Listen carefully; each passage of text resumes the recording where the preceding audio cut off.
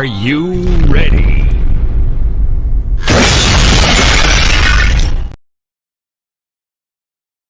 Are you ready?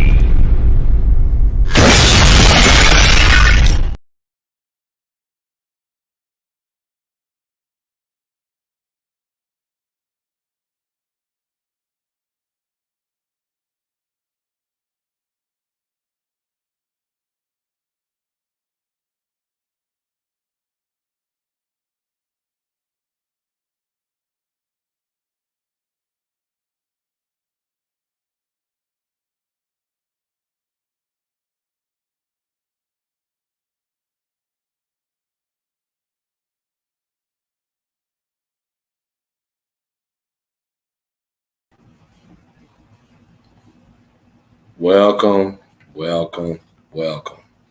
to Circle Gratitude. I want to say hello to everyone. Everyone, hello. Happy Friday. Happy Friday. What's going on, bro? TGIF. That's what I say. TGIF, bro. Yes, Man, indeed. what's going on, big brothers, man? How was y'all day? All right, brother. How y'all doing? Good. What up, big brother Strick? What's going on with you, What up? everybody? Chris, D. What up? Hey, man. What's going on with y'all, man? Shit, that much. Give me 1 second. Yeah, man. Watching my U of H get whooped. Oh, they in what they in the Yeah, they 58 Are they in to the Miami. huh? Well, U of H got 58. Miami got 72. 6 minutes and 58 seconds to go. Man, What they in the Sweet 16 or the Elite 8? I think it's 316. Sweet 16. Cold. I want to miss some pants. I got a cold in You gotta get this. Hey, hold on, y'all. I gotta go fight bugs for my wife. Hold on. That's what I do for a living. Me and you. God, it's cold, man. It got cold in here. What up, brother Strick? How you been, man? All right, man. Watch the time go by, brother. I feel you, man. Every time I drink some wine, I'll be like, Strick, man, I need to go by Strick House get that wine. It's here, man. Talking about I that earlier. gotta get it. I went to HEB today. I always go to Kroger. I go to HEB, man. Mm-hmm. Man, HEB. Man, they got so much dang wine from all over the South Africa, North Africa. Got everything, This, man. that. I'm like, nah, man, I just want wine. HEB is it? I was in there today. Talk to me. Hey, Chris, Chicken. what you charge, man, to come to Florida? Yeah, then you put it back on. When it beeps like that, the oven turns off. Okay. Shoot, a lot. Yeah, man, because my wife over here want me to play Mr. Orchid. Yeah, man. Hold on a second. Brothers, circle gratitude, man. What's everybody doing? How everybody doing on this Friday, man? It's Friday. Thank God for it, man. I'm telling you, bro. I'm so glad for it, man. Say, man. So we just talking random chats, man. Anything that any possible, man. That I sent out the APP, man, because what we discussing tonight, man. We needed more women to interact with this situation, man. So it would be nice, man. But apparently, I don't know. But we just gonna have our random discussion, man. We were talking today about things, and I think it was a couple of things that we felt that it should be a topic of a discussion, man. And it's like we sit here and we as men, we held to a certain level as men. So, but we find out that I found some really don't know what they want, and in reality, we need to know. I think it's the point if they say we don't know what we want, but I know Strick was kind of telling me about a YouTuber. What was the subject about? You said strictly. You said something It about. was about guys that go out of the country to find traditional wives. Basically, where not servitude, because you know a lot of people gonna say it's servitude, but in a lot of foreign countries, especially Southeast Asia, Philippines, what have you, there are individuals or women that is part of their love, their language, their love language is taking care of their family, and we see a lot less of that when it comes to nurturing their men. I see a lot less of it in nurturing their men when it comes to American women. Not all, but there's a good portion of individuals I see that it appears that the relationship seems to, instead of it being a traditional husband-wife relationship, you know, a lot of times you fighting for who's the head of the house. Yeah. Or how do you work together? As being, because you know it's about working together, not so much the head of the household, but you seem to be competing for a man's role in a relationship or a family, because a lot of American women have taken the I am strong black, I'm a strong woman and I can handle it by myself and I don't need you. So what place do we take in the house? So is it? So would you say that it seemed almost like we were like they want? It's like wanting us to take the back seat. Well, I mean, you know, you can't. There's no effective way to have a relationship without working together. And I think what happens a lot of times is that we get married, we get in a relationship, and what happens is that we don't know the roles of marriage. You know, it's not just. Hey, I'm sorry, Strick, man. I didn't mean to cut you off. Hey, somebody got their radio on or something, or a TV? Oh, that's me. Hold on. Watching. Oh, What? yeah, because I hear the background, man. That's why I'm saying, because I kept hearing something. Yeah, but go ahead, Strick. I'm sorry. In the traditional concept of values in a relationship, it's not just a nurturing on one side. It's a nurturing. You nurture each other. You support each other. And I think what happens is that a lot of times in the way things have changed in our society is that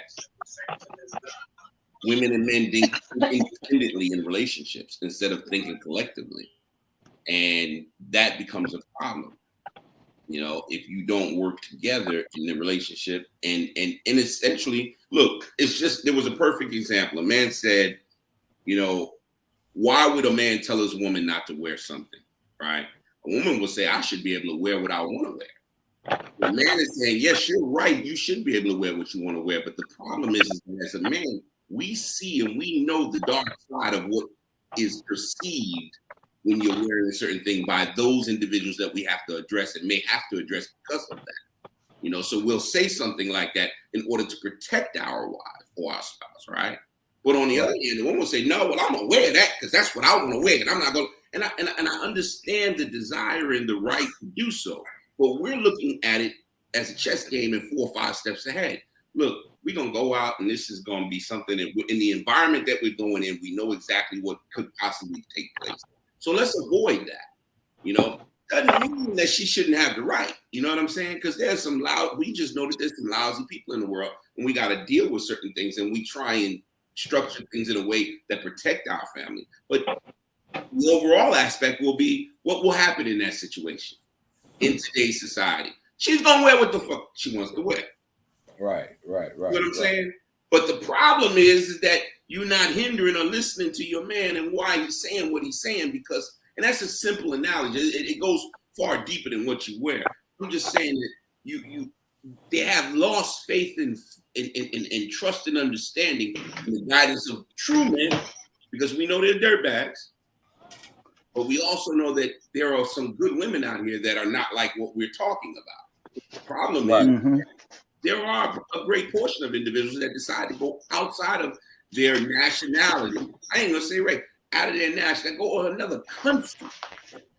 You know, I don't see men flocking from all over the world to come and marry American women. Why? They ain't trying to pay that tab. But it is a tab, bro. But now the thing is that for an American woman, there is a tab. Look, they want a certain standard, right? They want a certain standard. They want a certain income. They want a certain height. They want a certain look. They want a certain this or that, or whatever it may be. But is it wrong for a man to say that he wants a certain standard, not of servitude? But look, let's work, you know, in traditional ways. I'm gonna take care of you. You're gonna take care of me. Mm-hmm. Is there something wrong with it? Is it saying that, hey, I would never touch a dish? No, I'm a cooker. I'm a dish. I'll do it. But the thing is that what are you offering? What do you look? What is it that you're offering? That you say this man's got to have a certain amount of money, certain this, certain that, this, that, and other.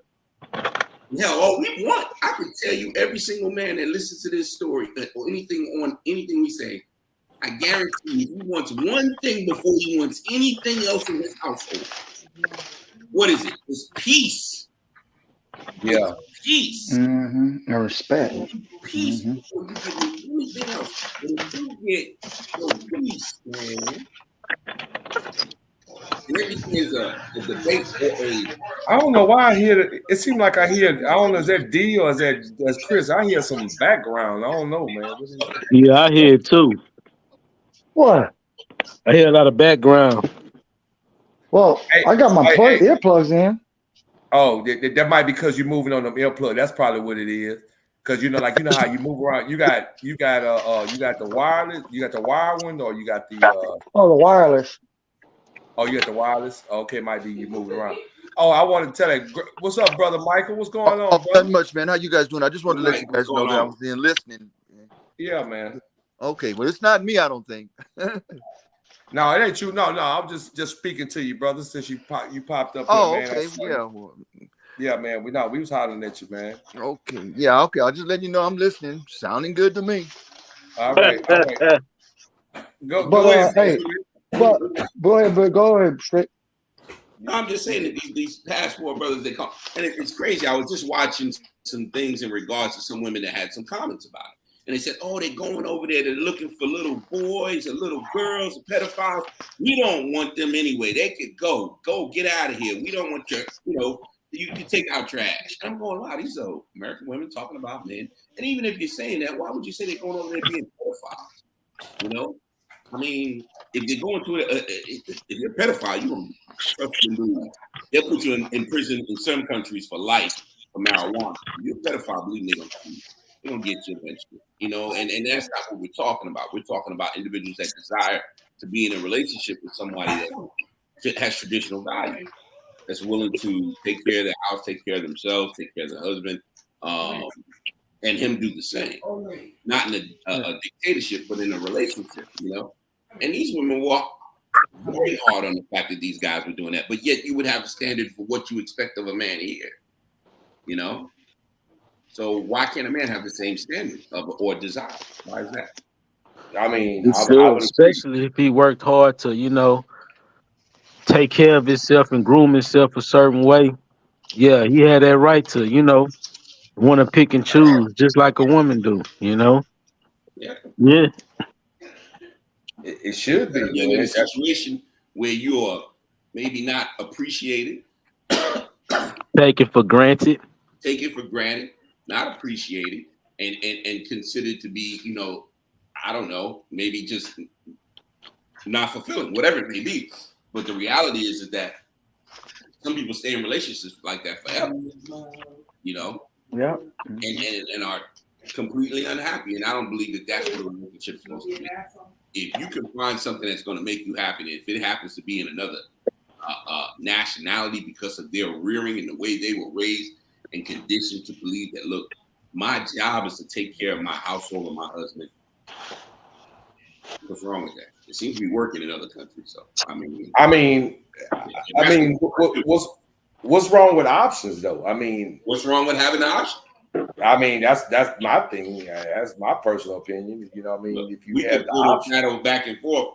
To me, hearing an American woman and what their perspective is important, because even though I heard the negative, I'm just trying to say, how can you perceive? I heard someone say something. So I want to ask a question, and my question is really, how can there be standards on one side, but when there's standards on the other side, there's a problem? You know, I heard young girl. She said, "Oh, look, I'm waiting to marry somebody got money. I don't want to work. I want her to be able to take care of me, and I can go shopping." Well, what do you think comes with that? What, just you look? You look? Is that what it is? You think that's how that works? Shit, why the man can't do that? Why we can't wait for that woman to come by, swoop us off our feet? My exact point. I feel like I'm a 10. I'm a 10. You know, but my thing is that it's not reciprocated a lot of times. And like again, we're not talking about all women. I'm not talking about all women, please. But I am saying that when it's not reciprocated, that's the problem. You know, I don't like Valentine's Day. You know why I don't like Valentine's Day? Because I had enough pairs of socks and cards. I don't need that shit. Right? Valentine's Day, guess what? We supposed to go out there and spend thousands of dollars most of the goddamn time. Don't get me wrong. But what happens? What winds up happening on our side? And it's not just the money. It's the thought behind what I'm saying is being. We got to put thought to what we do for our women on Valentine's Day or whatever holiday it may be. We got to put a lot of thought in it, right? Because we show them how much we care. But come on, it's common knowledge that a tie and a pair of socks is something that we get regularly, right? Somewhere along the line, right? Why? Because The other day, you don't forget Father's Day now. Oh yeah. Well, you know what? It's crazy because Father's Day to me, you know, I've seen, man, it amazes me. But then Mother's Day comes around, what happens? And my saying this is that it's not reciprocated. When you don't feel it, when you don't show it, when you don't put energy into it, and somebody else will, shit, come on, man. Yeah. Well, sometimes. Go ahead. Go ahead. The reality is 40. They suggest 40% of American women will be single. 40 to 50%. 40, huh? Yeah. I thought it'd be more. Might be more. Why? Because they want a man to buy them a Valentine's card. No, I think it's because of it's I'm gonna get cut for this. Okay. Better you than me. Yeah, over there, big bro. Hold on a second, guys. I mean, but why I know Strick over there. Make sure you all right, bro. No, I'm good. Yeah. It's just that, you know, look, man, I'm all for women's rights, okay? Make no mistake about it. I feel like a woman has a right to make decision choices, do whatever as we all do, right? But at the same time, if you negate the essence of what a relationship is because of your desire to be equal, and I again, I have no problem with equality. But if you negate your purpose in a relationship when it comes to a man and a woman, then what happens? You know, you can't continue to expect an individual to praise, nurture, love, caress, and doubt upon you, and you turn around and you say, well, you know, that's not how I feel about it. That's not how I'm gonna do it. Well, you don't get that in the beginning and it stops. If you get that in the beginning and it stops, because we're saying something's not right. I'm just saying that if you continue on how treating men the way we've been treated in regards to not trying to nurture and help, pull, or work together, or be a unit, then no, you want to go somewhere where you can feel like you be appreciated.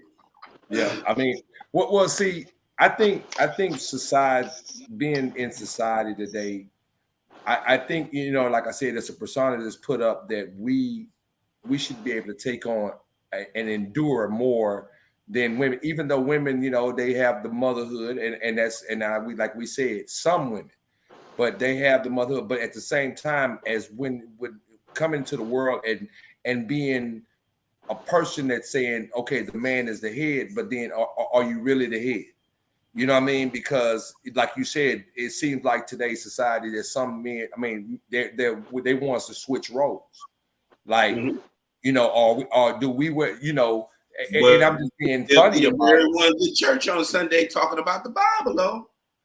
Yeah, but there again, do you wear the pants and I wear the panties? I mean, where do we go with it? You know what I'm saying? That ain't the case. Downhill. Downhill. Right. Yeah, I could no more. You know, if you don't work together as a couple, you lose out on every aspect. But if you ignore or you change your you reverse roles, and I'm not saying that there's a specific need for a woman to do domestic duties. That's not what I'm saying. What I'm saying is that there's a need for a woman to be her husband's wife. He's got to know that you're his wife. Right. You know, and that's how that rolls. But if you don't feel that, you got to get that somewhere, man. Yeah, I mean, it's even about decision making. And sometimes, you know, some feel like I'm gonna make the decision and I don't have to consult with my husband or whatever. You know, I mean, I've seen that happen with certain situations. You go ahead and already have your mind made up there what you're going to do, and then you find out after the fact. Unilateral decision making. Right. I don't know if any women are on the panel, but I'm just curious. What are they not happy that a man is choosing to take care of them, and you know, like want them to, you know, well, what am I trying to say here, man? I just don't understand. What are they mad at men because men are trying to, you know, take care of them and raise them and try and, you know, show them different things in the right direction? I just don't see anything. Is something negative about that? No, it's not negative with it, Michael. But here goes the thing. And this is the thing. And like I said, I'm with the strict. I'm all for women's rights. Me too. But at the same time, the point of it is if you notice that more women are taking on bigger responsibilities, as in like corporate world, you know what I mean? Like, okay, you have more women as CEOs. Now we said we the first woman to become a vice president. You know what I mean? Fine. That's all. That's the way it should be. But at the same time, what role do they play in the marriage? Oh, in the marriage. Okay. In the marriage, I have no problem with the advancement. I have a problem with the declining role you play in a marriage. Well, as you advance in society is what I'm saying. No, I get that, but no, that's why I was going with it. You know what I mean, on that aspect. So, but I think when they become that role, it's like when they're in a series of power. Now they try to bring it to the home front. Well, now it becomes a problem because you have to distinguish the two. You can't play the same role what you're doing in a CEO or a vice president. Huh? Oh no, you just call. Yeah, but I'm saying so sometimes some of them bring that to the home front. So now you begin to they believe that that's what it's about. You know what I mean? Oh, okay, I'm gonna be home and I'm gonna and you know I run my household. Hold on. I got somebody. I don't know. Is it a woman? Oh no, it's Sir Miguel. What's on, brother Sir Miguel? Good evening, my brothers. How y'all doing? What up, Miguel? What's up, Miguel? Good. Just want to jump in real quick. Didn't have much. Yeah, man. What we talking about? We just having conversations about, you know, how women are basically today's society seems almost like women are switching roles into today's society. And so, you know, like meaning like, you know, and it kind of enlighten him on what you were saying, what you saw on the show, so that he understand where we were going with it. Strict there? Yeah, it was the Passport Brothers. Are you familiar with them, Trevor John? Oh, okay. Yeah, Passport Brothers. The question that I have is it a healthier nation for a woman to take the lead role like she's doing, or is it a healthy nation for a man just to sit back and let her take the lead role like that and not say anything? That's the question that I'm trying to get to. I don't really have a problem with the lead role when it comes to their profession. I'm not talking about the professional side. I'm talking about the side of a relationship and a marriage. And right. Okay. The role of a wife is not her professional status. Her professional status is totally separate. I'm just talking about a role. Well, the only reason that I brought that up is because I said, what I was saying is people don't know how. Some women don't know how to distinguish the two. Meaning that because they are in these high-profile positions, that when they bring it home, they don't leave it at where they come from. And I don't even care what profile position you're in. High, low, it don't matter. You work. It don't matter, because the thing is that what's your role in the relationship in the marriage, in coveting your relationship between you and your husband. I agree with that, man. And a lot of these women, man, they get into these relationships already damaged and shit.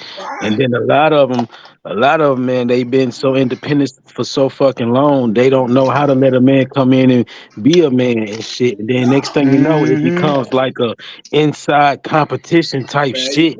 You know what I'm saying? And then it's like it causes the man to look at his ego and feel like he gotta, flex against a woman. No, man. And that's where shit go wrong and shit go left. And then it's like this man don't know how to respond to this, because it's like you got this woman acting like she wear the pants with two balls. I don't know. I don't seen it. I done been in some relationships like that, and I done just looked at it and said, well, hey, I ain't got nothing to lose, and I done left it right where it was at.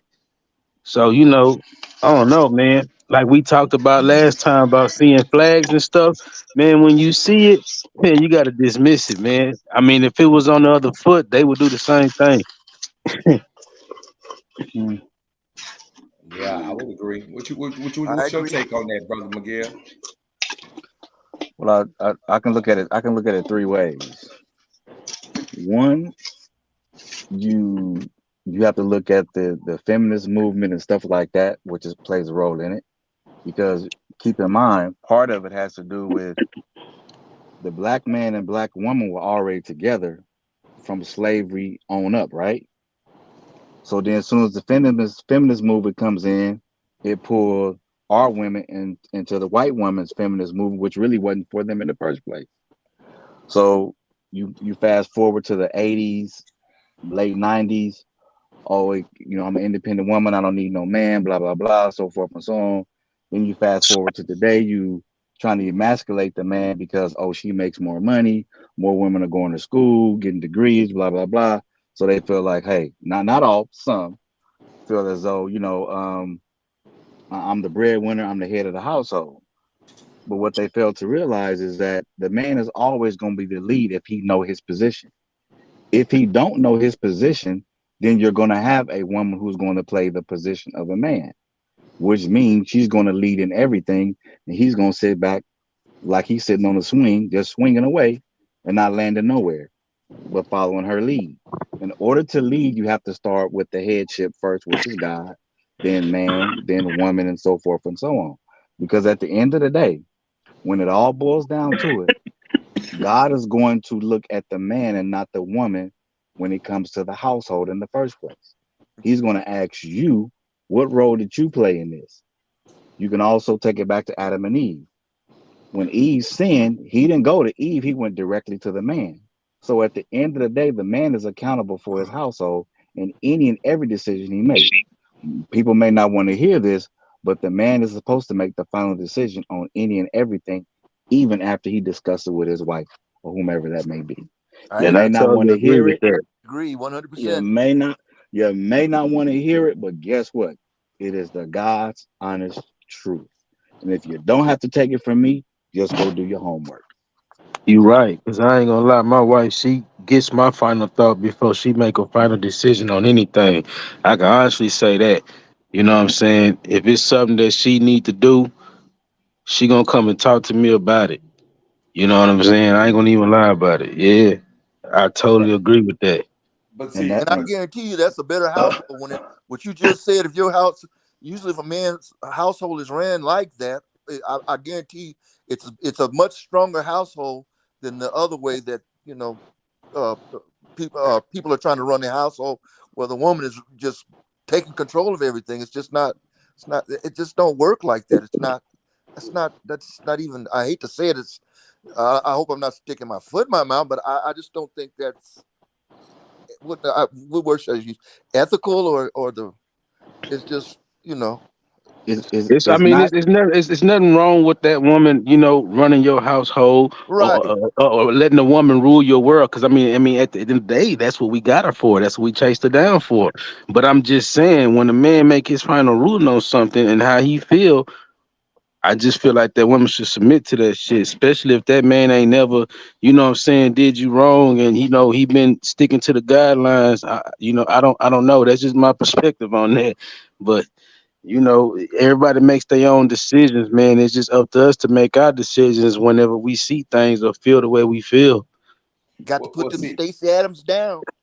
I mean that I'm man, being real, and sometimes it be hard because your heart and emotions be caught into things. You know what I'm saying? And sometimes that be the problem because they know, and they know they can use it when they get ready to. But sometimes you just got to be careful how much of that love and gratitude you pour off into it when you do it. It's something, man. I because mean, man, as far as what I see, I feel like I can write a book on some things. I know it's a lot of people just way older than me that have been around the block way more times than I have. But man, the way I be looking and just analyzing things, just like I'm sure y'all do too, man. But man, you really gotta drop your guards all the way down and get a real good look at what's going on as far as everything with the mannerisms, the moves. It's crazy, man.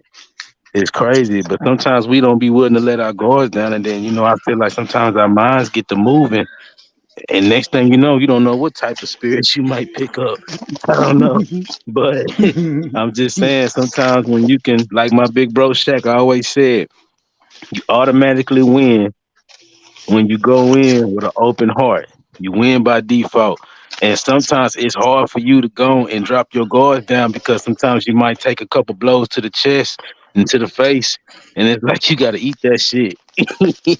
You know what I'm saying? I don't hey, know. Sexy May, yeah, It's, but it's, you, it's crazy. Better not and be I hitting think on me. and I but think you know one of what? the I think what it is, and one point that Brother Strick brought up though was that what's wrong with some women today with this, trying to be dominant and want to have this, like he stated, he said that they put out the persona of they want this, they want that, but then they have a problem if we step outside the country.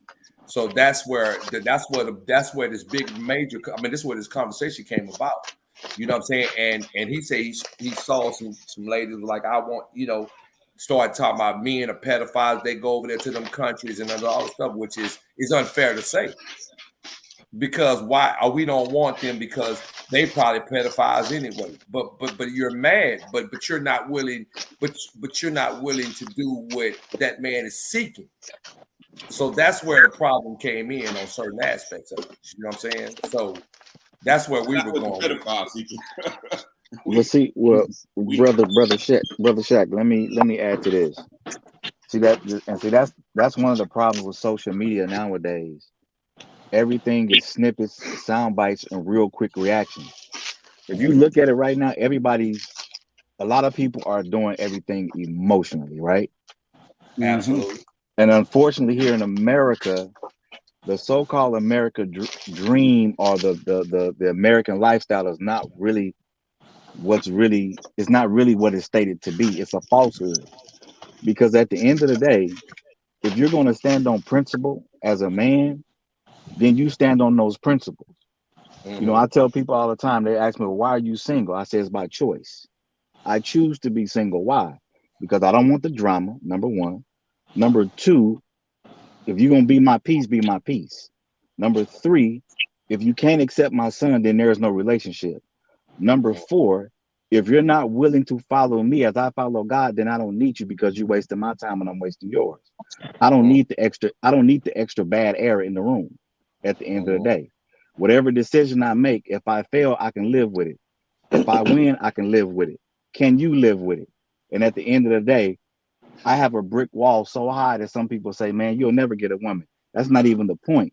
The point is I'm standing on principle because at the end of the day, I'm telling you what I expect. I'm asking you what I expect. And at the end of the day, if you can't accept that, then there's no need for me moving forward in the first place because I'm not going to waste your time. And I ain't gonna lie, man, that standing on principle 10 toes down and, you know, being consistent with that speak value, man. I mean, I don't know. It's just my You know what I'm opinion on saying? that. That speak value. Because think about you know, this. all energy, we know all energy ain't the same. And if somebody can break your piece and knock you off your square, then that tears your whole foundation down, which means you went in on sand and not on solid rock. At the end of the day, if you're not going to stand, I'm not going to walk in front of you. I'm not going to walk in behind you. I want you to walk on the side of me. But if you feel like you got to walk in front of me, then I don't need you. If you feel like you got to walk behind me, then I don't need you. Because at the end of the day, I need somebody to walk with me. Right. And if you're not willing to do that, then we both wasting our time and we wasting a breath of fresh air. Yeah. And I'm gonna keep my breath of fresh air at the end of the day. No doubt, man. Yeah, man. Yeah, I mean, but you know, it shouldn't be a debate. I mean, truly. I mean, me and Brother Strick was talking about that earlier, man. It's like it's so much of a debate about everything of what, you know, it's like a one-sided situation. And you can't continue to say what I want, but what are you offering? What do you have to bring to the table? You know what I'm saying? Are you willing to come in this household and play, you know, and it's not like, and not every woman, but some women know, you know, as a role with what when they come in the house, you know, of course, we take care of each other. It's not all about me. It's not all about you. It's about us. And like, and I just feel like, man, even if, you know, you don't know, man, you're going to feel in your heart what you're doing. You know, I don't know. I mean, you know, you're going to feel what you should be doing, man. When you with somebody, when you care for somebody, you do things, dog. You do it from the heart and you don't expect nothing back. But after a while, man, when you start seeing that you pushing and you really picking up a load and you're carrying it and after a while, you just start seeing that you're not getting no residual income back on what you're doing. Not saying you're looking for something, but it's like you need some type of spark, man. You need something, you know, to feel good about what you're doing. I don't know. It'd be tough sometimes, man. Little tip for tat here and there. You know, it's like it wasn't what it was in the beginning, or you know, sometimes that person, like I said earlier, just you know, start taking you for granted. One side of that engine on that plane go out. You know what I'm saying? Do I know what you're saying? And sometimes it really be up to us on the cool to try to keep that flame going and keep taking that lead. But like I said, we can't control somebody's mind in their shoes. And that's just how I feel on that, man. You know, I'm not gonna even lie. We honestly can't. I don't care the size of your dick. I don't care how much money you got. You know what I'm saying? It really don't matter because I don't seen a lot of stuff go down with different people, you know, that I know, and you know, people I done been around. And sometimes, man, when people make up their mind, they just make up their mind. I just, you know, say that it's just really up to you to make sure you secure yourself, no matter what you do. It's just, you know, just like buying a car with no insurance. Shit, you better make sure you got you something put to the side, because I'm sure they do. Shit, you got to be careful, man. I don't know, because playing with love and investing your emotion and heart, shit, man, I feel like sometimes that's worse than money. You know, I'm just saying. I'm just being real with you. Yeah, money cool. You know, a little power here and there, do something. But when you can have love, somebody that care for you, make you feel good, it's different.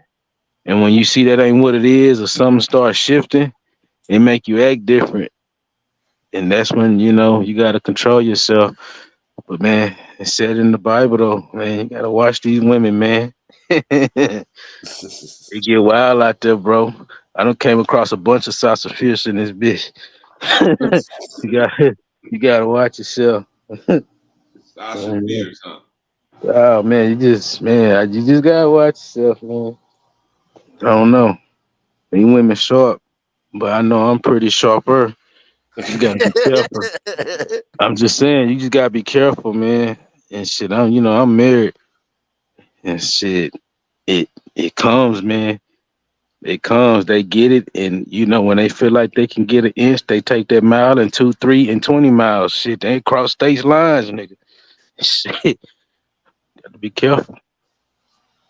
Yeah, well, I mean, in all honesty, man, you know, it's I don't know, man. You know, it's like I've heard the expressions of, as far as, you know, oh, if you with me, you need to, you know, you need to shower me with this, or if you with me, you need to do this. And I'm like, so again, what are you bringing to the table? You know what I'm saying? You know, and you know, you see those type of things, and you be like, wow, man, like, I mean, it's more to it than bringing, you know, and I just be in honesty, bringing the bedroom action. You know, I mean, it's more to it than that. You know, I mean, what happens after that? Because what happens when that get boring to you? What happens after that? So do you just stop your life and say, oh, I'm okay? Well, I'm bored with that. So now, where do we go from here? Some people, you know, I mean, so basically what I'm saying is it have to be more to it than you could bring than a bedroom. That's just the way I look at it. You know what I'm saying? So I don't know. That doesn't even play a factor for me, to be honest with you. Huh? I wouldn't even that wouldn't even play a factor for me in the beginning. It's more, do you have my back? Do you nurture me the way I need to nurture you to survive emotionally? You know what I'm saying? I agree. Do you support? Do you do we connect? Do we communicate? Are we working together, or are you working unilaterally? If you're working unilaterally, then you need not be in a marriage. You have to be able to work and commit that same emotional integrity as we do. Like I talked about Valentine's Day. You know what I'm saying? That's real. That emotional commitment it's a feeling of appreciation and acknowledgement. So going back to that point, like you said about, so what would be the answer? Well, we can't answer that because of that, but why was it at some point it'd be a problem with, as like you stated about far as men going overseas or to other countries? Well, see, to me, there's no problem with that. I don't see anything wrong because right. But some people feel. But when they feel that way, I don't understand the feeling, because if you don't want that individual, and that individual is going someplace else to get what they want, because you get what you want here, what difference does it make to you? Yeah. Why should it matter? You know? But I guess I have a problem with the judging part of it. Yeah, you know? Absolutely. Yeah, I mean, I think that's what it is. I mean, I'm secure in my marriage, don't get me wrong, but it's just the point of that, you know, I see other gentlemen that deal with situations in their time, you know, when they're thriving for that. They want that. They, you know, they feeling that. Mm-hmm. And when it comes to when they decide to do that, then you're ridiculed for it. And I think that's unfair. You know what I'm saying? Because like I said, what if the roles were reversed? Will we have a problem with that? No. But it is reversed. It's already reversed. What do women require when they're dating or seeing, or when they involve themselves in an engaged relationship with a man? They look for certain characteristics. You must be able to. If you can't, if you don't have, those are characteristics. They do it all the time. Yeah.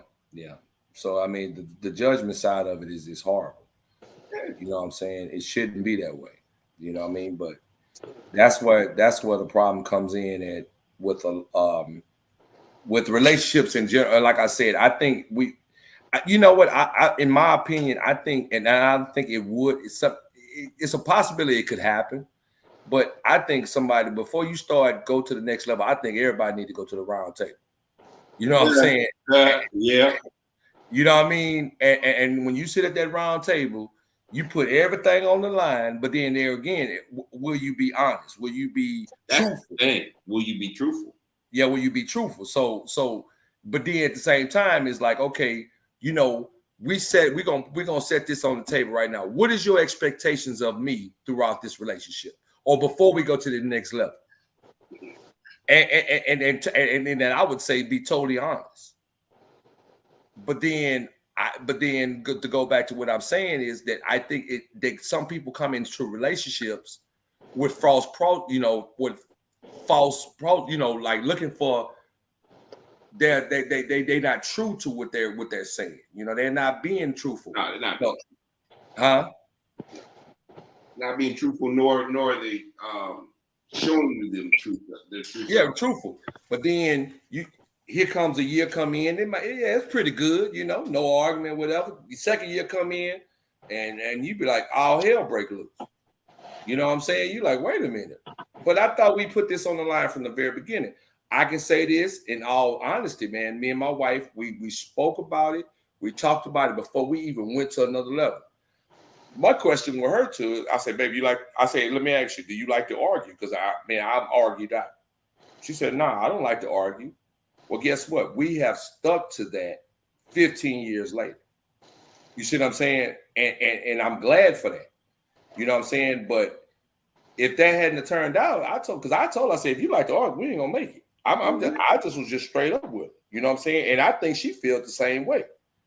You know what I'm saying? Because when you go through a physical and mental relationship, man, it weighs down on you. And then now you walk into it as what I told D. You walk in there with your guards up. Because now you thinking like, oh, if this gonna be the same? Because well, as we say, as real men, in my personal opinion, that as well as they walk in and they walk in with their guards up, we have the same, we look at the same thing as walking in with our guards up. You know what I'm saying? Because now but then you done went through an abusive relationship. You done went through a woman using you and doing this. So do you just put that out to the side and say, well, this woman is different? Or do you start from the beginning? You know what I'm saying? And give them benefit of the doubt? I mean, what do? I mean, anybody got the answer to that one? I'm researching now. Right now, I'm not seeing any answers. None at all, right? No, so therefore,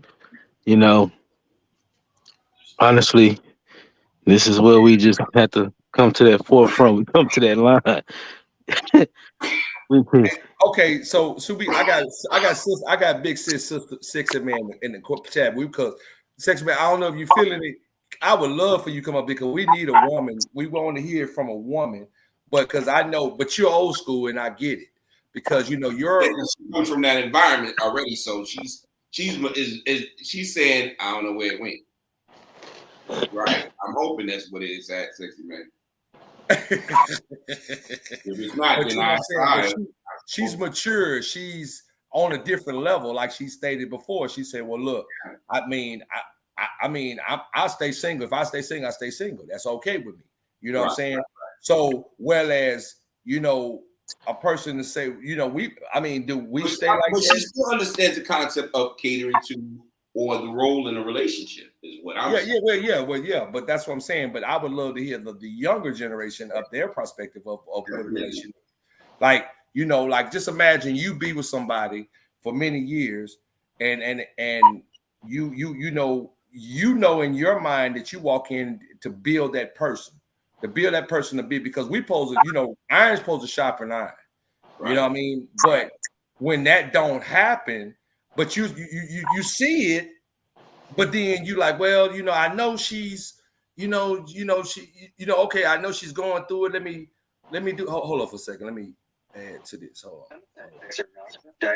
on. Okay, what was the question now? Oh, I said, so we asked you, but then I really kind of like, I really asking you this question probably wouldn't really serve a purpose because we know that you're on a different level. You know what I'm saying? Mhm. Because when you asked, the question was, what will be your expectations out of a man, or what you want from a man if you want him? Do you know? Would you play your role as giving him, nourishing him, and being around him and being for, building him up? You know, that was actually what question. But then I figured you already kind of answered that before.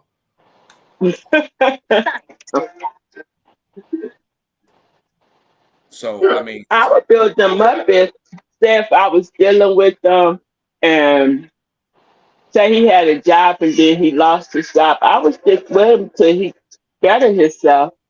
You know what I'm saying? I wouldn't just leave him alone because he lost his job. No. Mm-mm.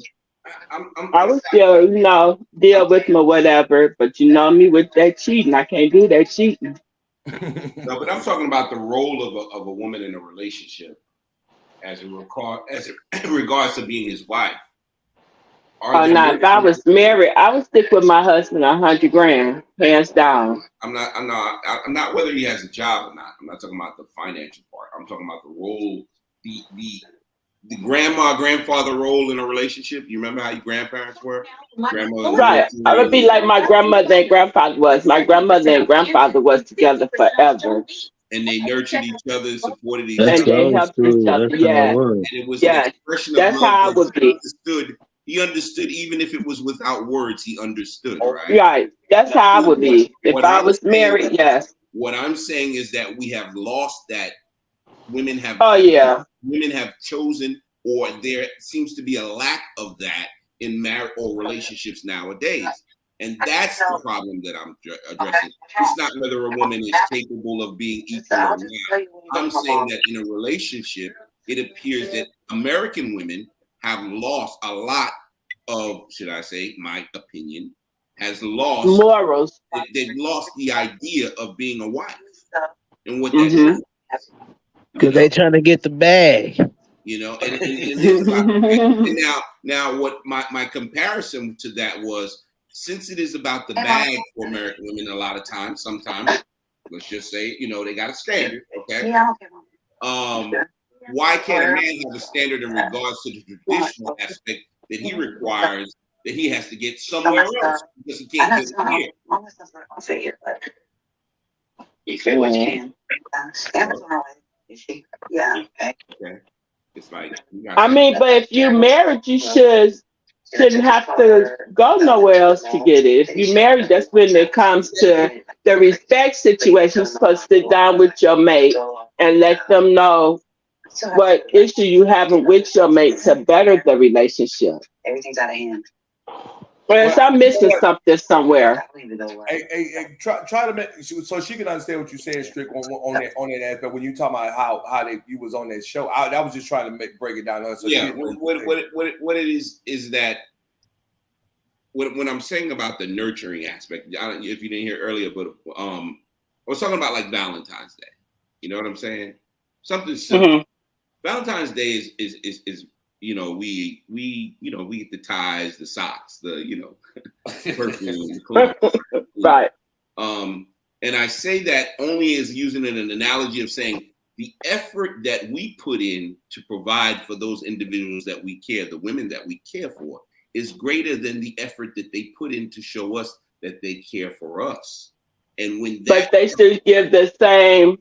If you treat me good and show me that you love me and you cater to me, I should do the same for you. Right. That's what I'm saying. That's my point. But what I'm saying, it shouldn't be no different. But it's not done. It's not consistent in our social environment now. Most of the time, no, it's not. The women tend to be more assertive and say, "Well, no, I'm just not. I'm not. I want to be pampered. I'm not a pamperer." You know what I'm saying? Or I'm not a that men tend to not get the appreciation that they should get in a relationship. But they should, if they're a good man, they should, though. I'm sorry. And that's my point. And when you can get it somewhere else, what would you do as an individual? You go You get gotta it. go get it somewhere else. There you go. And what they're saying is that the men that are doing this, going to other countries to get women that are traditional, are losers and bad guys and the bottom of the barrel and this and that and they're pedophiles and no, they just simply want to be in a relationship that's more traditional than what the American society has escaped from. Mm-hmm. Would you say that strict that would it be more cultural? Because I think we had I think we had somewhat of it becomes cultural because it is now a cultural aspect of our society that women tend to believe that it is not necessary to have a man in the household. It's not necessary. We don't need you. You know what I'm saying? I don't need a man. And which is true. If you're not raising a child, you probably don't. If you don't want one. But the thing is that in a family aspect, raising a child, male or female, if they don't have the attention of both sexes in understanding, or whether it be one that's a disciplinary, one's a nurturer, whatever it may be, but there has to be a balance. If they don't have that, they lose out. And that's my point. Like when I grew up with my grandmother and grandfather, my grandfather went to work. He took care of all the bills. So when my grandfather got home, his food was ready. Sometimes she had my grandfather's bath water ready. All depends on how she was feeling that day. She had his bath water ready. That was her but she took care of home. Yes. And he knew it too. So I said, if I would ever get married, that's how I would be with my husband. If I would ever get married, that's how I would be with my husband. But my husband has to be good too, though. It can't be I'm good and he not. No, it has to be a together thing. It has to be a combined thing together. Yes, it is. So he can't get socks no more. He don't get socks and ties no more. You know what I'm saying? No. Take the time. But what I mean, the question I had, strictly, like I said, do you think because of men are reaching out now because some of the American women have gotten away from and when I say culture, I mean yes, they have. Yes, they have. They got away from the culture. Yeah, you know what I'm saying? And that's because, like, growing up, I grew up around Puerto Ricans. I noticed how Puerto Rican women took care of their men. So, Philippines too. Yeah. Nah, I didn't have them all. So, and I noticed how the black guys went more towards the Puerto Rican girls than they did the black girls, because the Puerto Rican girls was catering to the black guys. Then the black girls was catering to them more. You see what I'm saying? So it's a difference. Well, whose fault is that? That's our fault, though. Yeah, that's it. I mean, I got to be honest. I'm not gonna lie. I have to be honest. It was our fault. Right. So that's what we're saying. But the thing of what Strick was making the point was that, but we're ridiculed because of that. You know, not I mean, as a male, you know what I mean, because they go out and do that, or they go to the Philippines, they go to Puerto Rico, they go to Thailand.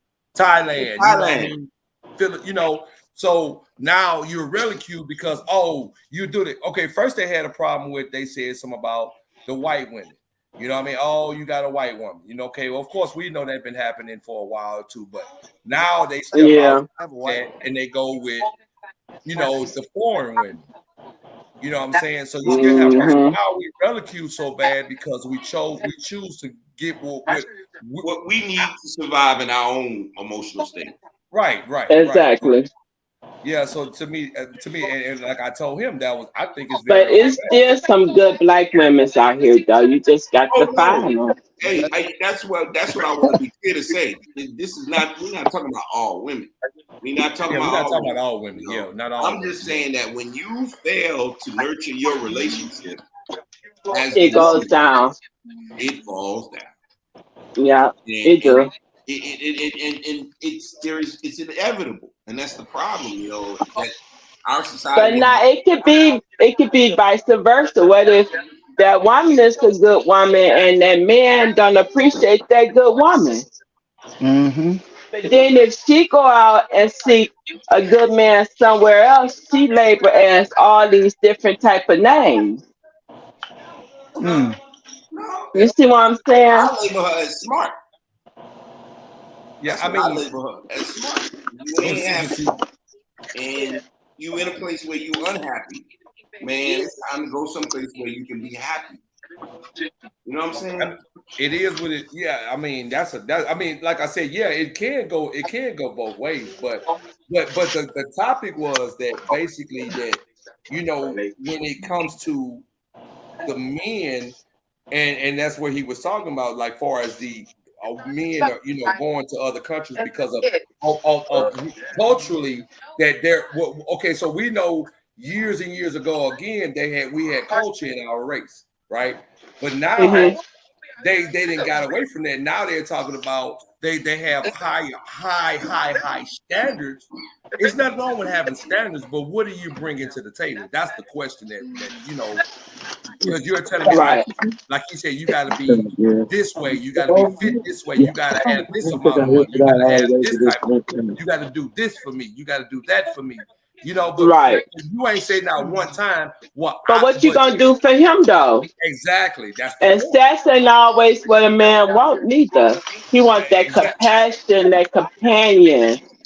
Show me that you appreciate me. Show me that you love me. Show me that you're gonna ride with me. He can get sex anywhere. That's the least of the problems, right? Exactly. You know what I mean? But then, like you said, you always hear this. I'm gonna get that bag. I'm gonna get that bag. You gotta have this to do this. You gotta have this type of money. You gotta have this. Or I've heard the conversation where if you don't have this type of money, you don't even talk to me. I mean, but and that's dumb because you can have all that money and still don't be happy. Yeah, I mean, so why is it such high standards when you don't have you want to have high standards, but you can't offer the same standards? Exactly. That don't make sense. I just don't understand if a lady makes more money than I do, I'd be tickled to death. I wouldn't have no problem with that, But I guess what you said, some men do. I've had that situation. I have no problem with it at all. I don't. More money than me, I don't care. But if y'all building together, it shouldn't matter. If y'all who's making the most money, it shouldn't matter if y'all building together. But I got something to say about the Passport brothers. I got a lot of friends one of my friends in Nairobi, Africa right now. He left America because he don't like America. So he's over there. He's over there doing his thing with wherever he's in Africa. I got a friend who's building a house in the Philippines as we speak. He's leaving like in August. He just got tired of America, not just women. American women just got tired of America, but he happened to be dating a Filipino girl, and they was talking. He was like, "Look, I'm working all these jobs, whatever, just to build a house." And he was telling me that we as human beings, as he said, black women allowed, white women did this and this, and he's like, she is what I want. She's my piece. She gives me respect. Look at that. And I was like, all right, that's fine. I mean, that's for you, bro. Yeah, but all Filipino women, man, I've seen hardcore Filipino women. So yeah. All Filipino women aren't nice, man. I mean, I'm brother, but you got bad in all white women, black women, Chinese women, Mexican women. Exactly. And you got salute. But for some reason here lately, it's been really put on the black woman that she's just turned ferocious on the black generation. Well, I mean, let's be honest. They also, I mean, whatever. No, I'm gonna be honest with you. My wife is Mexican and white, and I dated a lot of races of women. I've dated. My mother told me, go out there and try them all. Pick one you like. I dated black, white, Hispanic, Asian, you name it, Puerto Rican, Dominican. I dated them all because I wanted to. I wanted to see. Right. All of them are crazy. You know, all of them. Well, I'm it's a talking about all crazy of them. bunch in It just every race. yes, thank you. But this one just happened to be my match. She was a Virgo like my mom, and she come from a household where her dad was the head. Her mama was beneath, and her dad, whatever her dad say, went. So it replicated over here. Like my wife, she act like she runs out, but when it comes down to it, I got the last say so in here. And she knows that, and she respects that. That one thing she does is she give me my respect.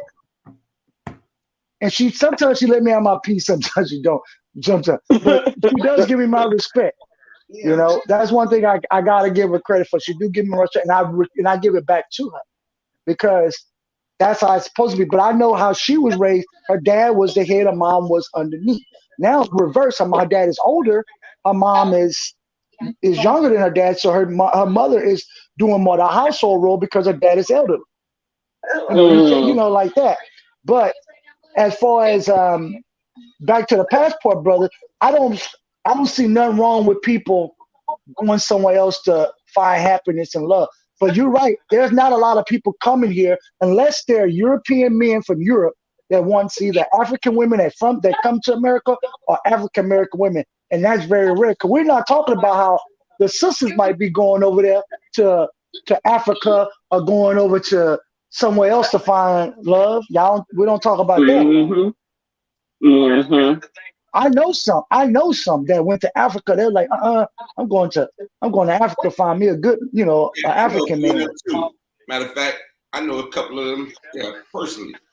And yeah, it ain't worked out too good that way either.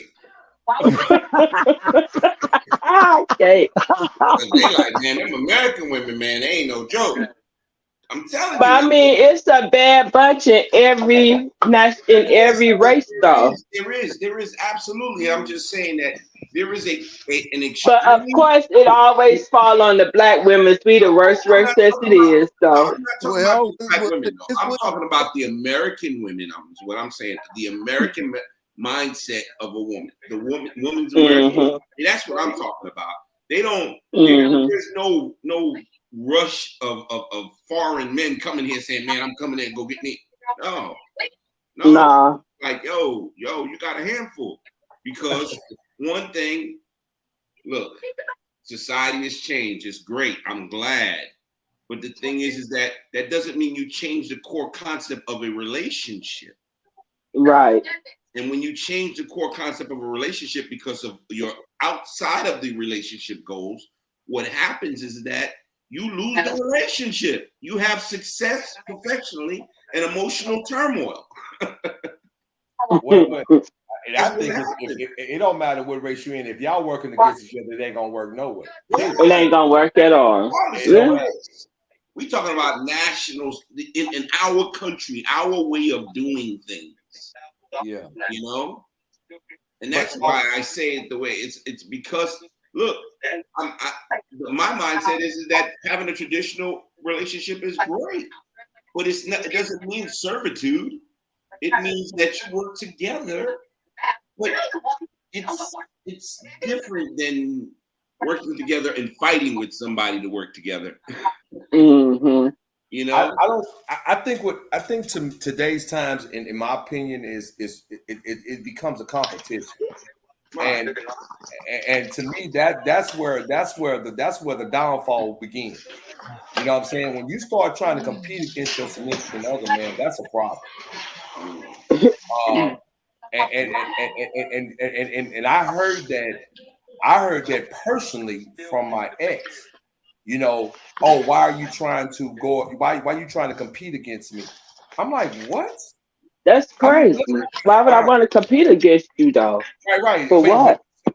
But see, to me, that's where her mindset was. You know what I mean? She wanted to compete. You make this amount, I want to make this amount. I'm gonna always try to be ahead. It's always a one-up situation. You know what I mean? And that one-up to me is the most horrible thing that I've seen in a relationship ever. And it was so stressful to know that. But not to cut you off, but women can ruin men too, though. I'm not gonna lie. You said they could do what? Correctly. They can ruin a man. Yeah. No, I'm saying that's not nice.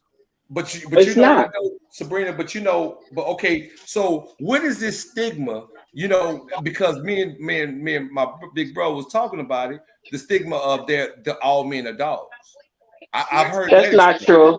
That's not true. Yeah. All men's not dogs. That's a true. We you know that, I know that. But what I'm saying is that you turn around and hear. So if you get a group of women that probably been in bad relationships, I was a dog. Huh? I was a dog. Yeah, and so I was a dog. Well, I mean, I think everybody was a dog in their own way, That's but what I'm I just say. saying. But all men ain't dogs. It's just that all men have been dogs. Being is past tense. Yeah. So some, not all, but some. Yeah, not all, but yeah, because it been some men that been straightforward all that, you know, pretty much majority of their lives. But yeah. But what I'm saying is, but the stigma that they put out to say, oh, all men are dogs, but then where do you? But it might be the men that you choose. You know, exactly. It don't always be that men are dogs. You know what I'm saying? Because I've heard, you know, because they're just like if you look for the same type of just man, like all men say all women are bitches. I mean, I wouldn't say that. I wouldn't say that. I know, but I have heard that though. Yeah, but all women are bitches. But why you say all women are bitches? Because all women act alike, but that's not true. I'm not saying y'all would say that, but I have heard, working in the field I used to work in, I used to hear the men like, all these women saying shit but bitches. Why?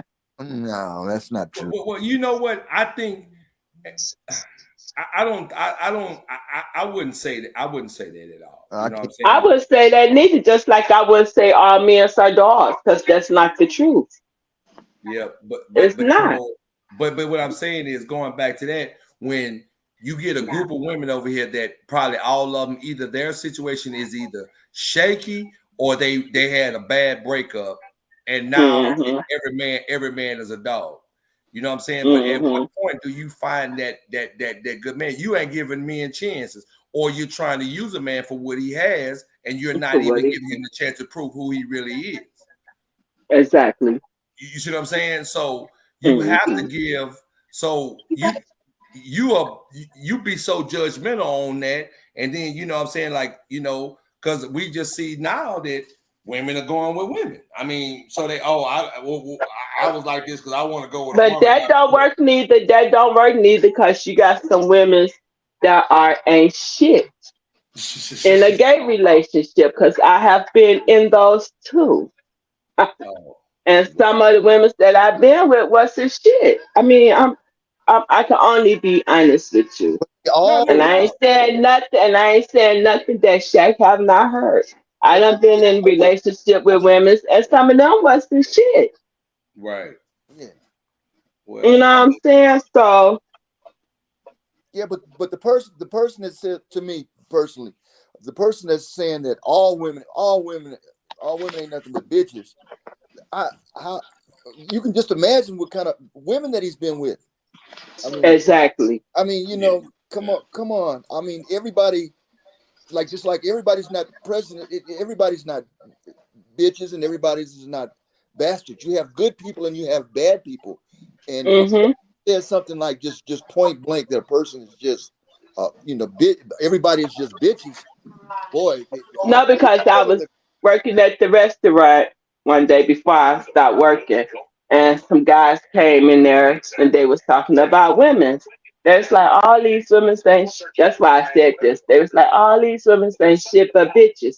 And me, I was like, so do that mean your mama and your sister is a bitch as well? Seriously. For real though, let's be honest about it. Do that mean your mama and your sisters are bitches too? No, that's not what I mean. So how would you put, you said all women, so that means your mama and your sister too, because they are women. Yeah, you can't. But that'll show them to be like, you cannot say that. Because if you say all women are bitches, that means you feel your mama and sister is too, because they are women. Yeah. But that's something to put on their mind while you putting this out here. You forget that you got a mama and you forget that you got sisters. Or a daughter. Not For only a daughter, exactly. Right. he ain't a person that talks like that, as far as I'm concerned, has not been in a good relationship. You know, just to say something like that's just, I mean, hardcore. I mean, you know, that's being judgmental. You can't do that. But then that come back to all men and dogs. So you mean your daddy was a dog, your brother is a dog, your nephew is a dog. You know what I'm saying? That's why I say that. Yeah. Because you can't put everybody in the same category. You can't. No. It's a lot different. Well, I would agree. I mean, but you know but that's everybody. That's how society is. Like you put out that this person is this way, and a woman is this, and a man is this. To me, I mean, you judgmental already. You know what I'm saying? Because you and in certain ways you put your own self in these positions. Exactly. You know what I'm saying? Because you could sit here and say all men are dogs or whatever the case may be. But there again, what kind of men have you dealt with? If you want a doughboy, you want a dude that's out here hustling and on the street and out all times of night, come in whenever you want to, and you accept that. Then when it don't work out that way, now he's a dog or every man's a dog. But you go from one to the next, as far as men. Are you loving a woman from the outside in or the inside out? You know what I'm saying? You're not worried. All you see is a physical attraction. You not realizing, don't know where her mind is, where her heart is. The inner side of them, exactly. She probably can't burn water. I mean, she probably burn water. You know what I mean? But you be like, why you ain't cooking, bro? You ain't worried about if she could cook. You don't know if she's a nurturer. You don't know nothing. All you know is you saw that banging body, and that's what you saw. You know what I'm saying? That pretty face. And pretty right. face and banging body. You know what I mean? That's all you saw. right. But you know what I'm saying? But you expecting her to, you know, do all these things, but you know she wouldn't do that from the very beginning. So, you know, come on now, let's be realistic. Well, I have a question for the panel. Which is the slickest, smoothest, quickest, on your opinion, the man or the woman? Woman. Okay. Woman. All day. A woman cold. See a woman is cold. Yeah, they are. All day. A woman is cold. A woman to sit there and plan out stuff, put stuff in perspective. I mean, it has its pros and its cons. You know what I'm saying? You know what I'm saying? Because you got a true strong woman. She gonna take her role, but then she's still gonna hold it down from the behind the scenes. You know what I'm saying? But then you got that. But then if you're looking at and I think, okay, I'm gonna ask y'all a question: who better at cheating, women or men? Men. Women. 100%. Strick, what you say? Strick? What you say, Sir Miguel? What you say? What you say? Women. What would you say, Strick? Now, why I got to be the woman, though? Hold on. What you say, Strick? Oh, that shit. I say women, because women cold with it. Because I'm gonna tell you something. The reason that I'm gonna tell you why, sexy man. I'm gonna tell you why I say that. In my opinion, women are colder because the simple fact of it is they can go out there, do their thing, come back, and come back and I already know what you finna say. Ain't nothing happening. You know what I'm saying? But then we go out there, you know, I mean, in all due respect, we get drained out, we done. You know what I'm saying? It's a done deal. So really, now if you look at it like that, then who's the better cheater? The woman. God. Come on now. They're gonna say, man, I ain't finna talk against my women's now. I can't do that. Shaq, you must be talking from experience, Shaq. No, not really. But it's just a point. Well, I mean, not what. Look, I'm gonna say not as I know of. Not as I know of, bro. I hear you. But you told my life. But I know I've heard females. I've heard females like I work. Yeah, I ain't gonna lie, women sorry, because we can't do that. Go cheated, you'll never know we cheated. Yeah, man. But see, the thing of it is men, we get sloppy. Women, Yeah, y'all do. Y'all do. When a woman gets sloppy, she wants you to know she's cheating. Exactly. That's my thing. 100%.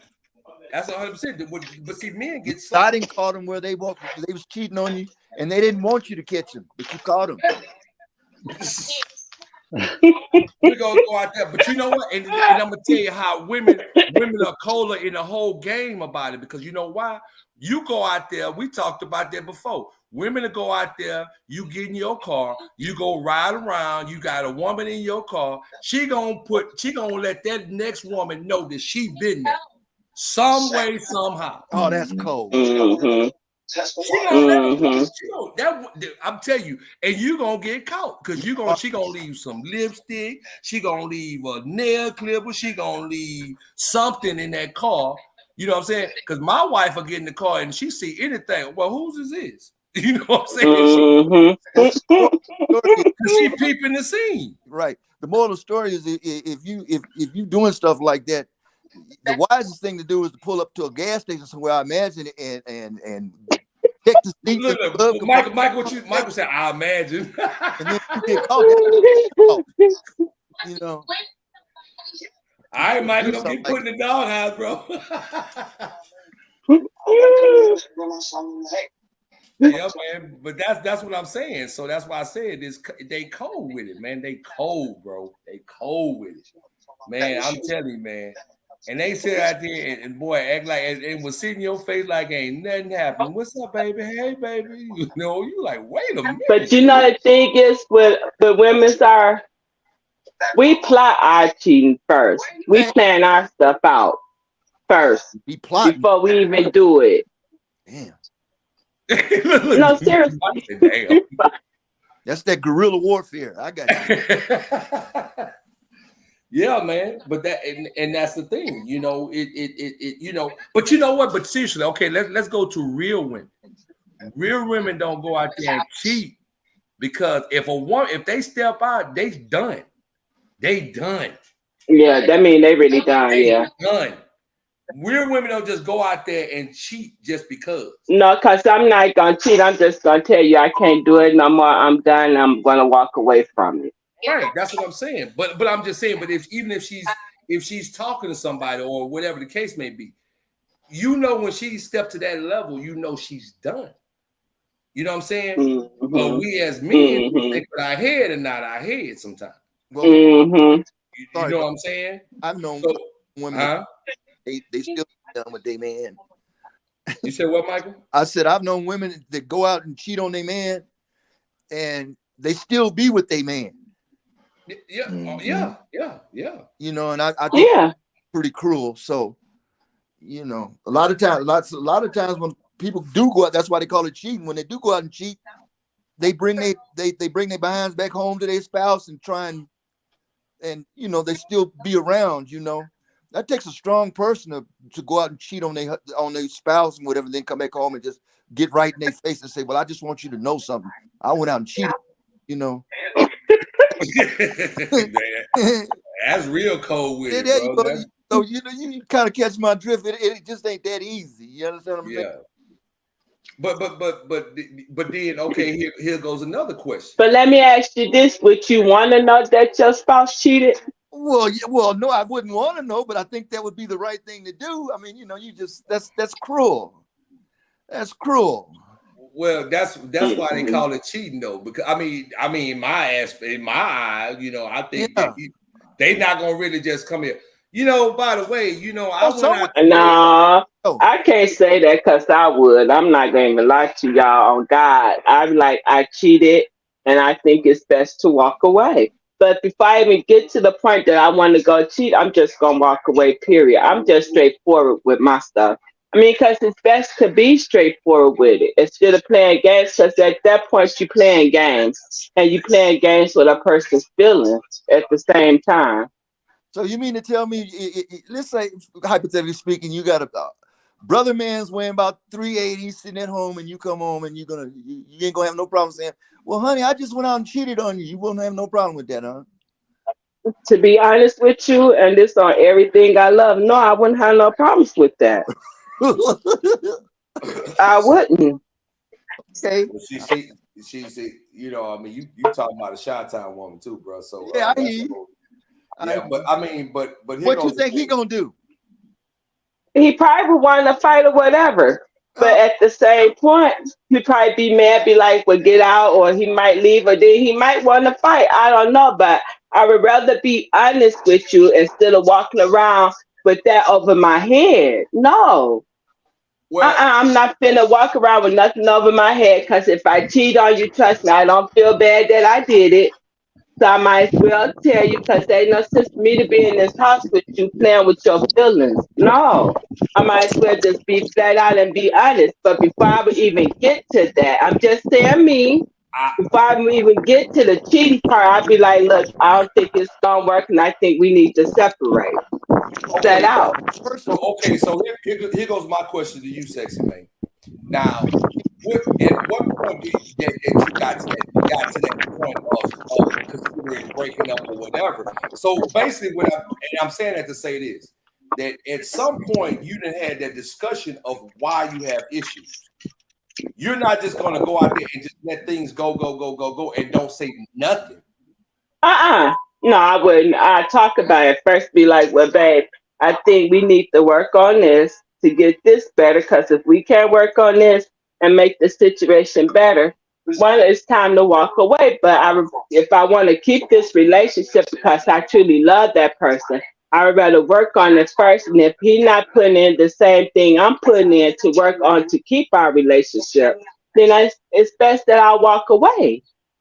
Right. Because I see you're not going where I'm trying to go to keep the foundation together. Because it's all about the foundation. That's a good woman. You're laying it out. You know, you're telling the man exactly what you expect. You're not going out there cheating and then coming back home with right. But that's why I brought that. That's why I brought that up, because I see her being that person.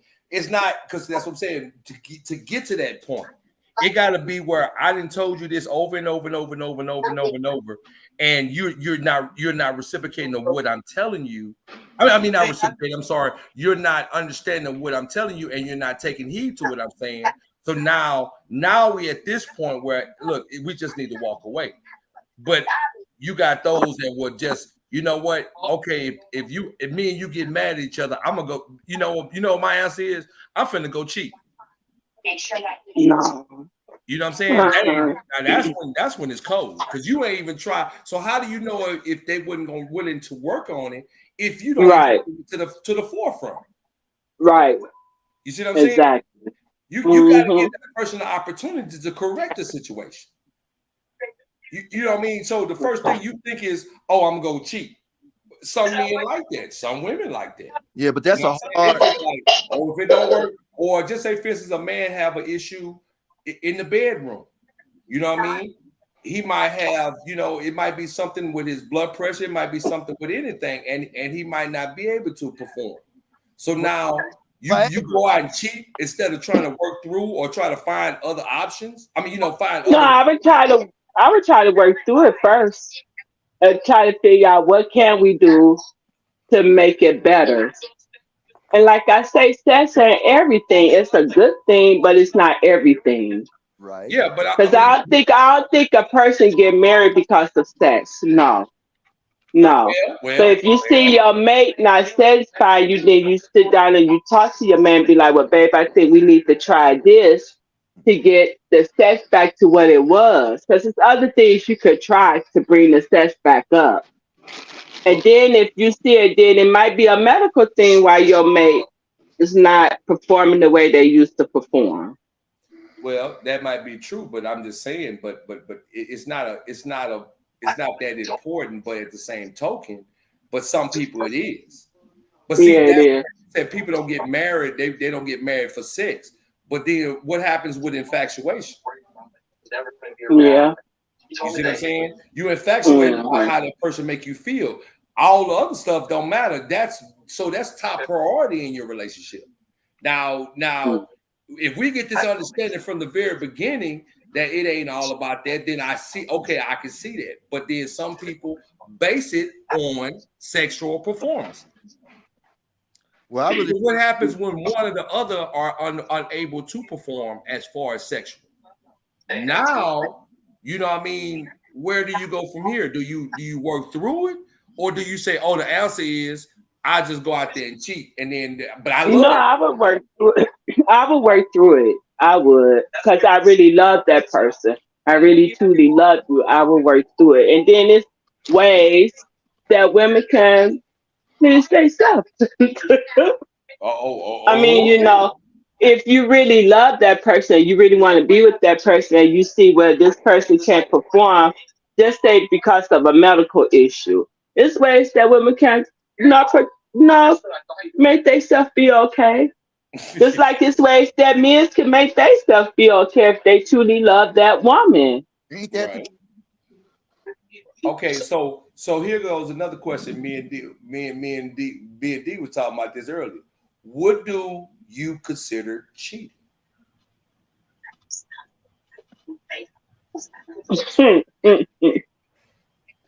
I mean, when you step outside your relationship. Okay, so now some people feel that cheating is considered with you sleeping with somebody else, but it's not always about that. No, it could be an intimate conversation that you having with another person that you shouldn't be having, that you should be having with your mate instead of another woman or another man. Well, yeah, but see, in my personal opinion, before you, but that I think you should put that energy back into your relationship. You know what I'm saying? Right. Why go step out and do something outside of that when you could put that energy into yours to try to better your relationship or better your marriage? Exactly. You know what I'm saying? But exactly. But again, sometimes it don't always be that, because I don't think that's why I say communication, finding out, knowing the person you with. Because if you're not knowing the person that you with, you know, and understanding that person, then it opens up the doors to other people to come in and have those type of conversations. Maybe not sexual, maybe not even intimate, but just giving that person that attention. Because some people want that attention, but if you're not getting it, but you love that person, but you're not getting that attention. So say, for instance, you might say, hey, babe, I'm really thinking about taking up sewing. I'm just throwing some out there. And you come to me and I'm like, oh man, I don't want to hear that, Sabrina. You know what I mean? Come on, man. Hey, man, I'm trying to watch the game. Well, he studied blowing you off. Now, not saying that you will go out there and particularly go talk to another male, but how much of that can you take when he started blowing you off, when you're trying to tell him what you want to do in life or what you want to do? Then that's when I would cut that teeth off and be like, look, I'm trying to tell you what I'm trying to do and have a conversation with you, but you keep pushing it away. What is the issue? Okay, so what if it started arguing? I do feel like I'm betraying. We're not gonna argue. I can't do the arguing. I'm just having a conversation.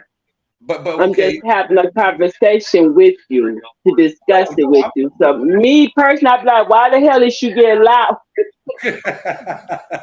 I mean, and granted, sex man, I'm not disagreeing with you. I'm just saying, I know you're not. I'm saying, but I'm just saying in general, because honestly, this is the thing that, sometimes. Or I'd be like, well, after the football game, could we talk? Okay, fair enough. But at that point, I try to compromise with, well, after the football game, could we talk? Because I want to have a serious conversation with you on something that's really on my mind that I want to do for myself. Right. Okay. That's fair. You know what I'm saying? Fair enough. But like I said, but that's what I'm saying. But I guess I brought the what do you consider cheating because in a situation, because you see a person, when a person is in a relationship and they and you're not paying, you're not giving that person that you're with attention. Now, granted, it could be for certain things. It could be you have something going on other places or someone with a family member or whatever, And at that moment, that maybe that attention is not given like it should be because we all fall short in some. Right. But I'm saying that, you know, sometimes that open up doors for one. Like I said, you might not go out there and let another man touch you in an inappropriate way or even have a certain conversation. But the point of it is you're getting attention that you're lacking at home. Right. You see what I'm saying? And I see the vulnerability and really vulnerability in both aspects, though, really being with men or women. You know what I'm saying? Because honestly, if all I come home and all you doing is blah blah blah blah blah blah blah blah blah blah, but I can go over here and talk to this woman, and you know she's like, "Hey, well, how was your day, Shaq? Oh, it was cool. You know, blah blah blah. Oh, for real? You know, have you ate today? Now, you know, just a little small talk, but then that makes you feel something like, but dang, I don't even get that at home. You see what I'm saying? So now that opens up avenues, that open up doors to, you know, for you to actually be vulnerable at that point. You know what I'm saying? And that works with men and women. They do. And so, you know, but some people, you know, might say, if you look at another woman, you why are you looking at that woman? Why are you looking at it like that? You know what I'm saying? Some women believe in giving other women compliments. Right? Be like, we walking along, be like, baby, you know, I like that dress she got on, or even she might have a big old tail, or she might have, man, that fits good on her. But you know, because I do that. Yeah, I'm like, oh, she's pretty, she's nice looking. I do that. Right, but I see women compliment other women in certain ways. You know what I'm saying? Even with their spouse. You or their boyfriend. But you know, but then, you know, I just don't, you know, see that happening, you know. But that to me, that's like, but it's just, let me give you a situation happened to me. Well, I'm glad you said that. I was with my friend that I was just recently talking to. I talk to no more. So, you know, I had told him that I have been with women before, because I have.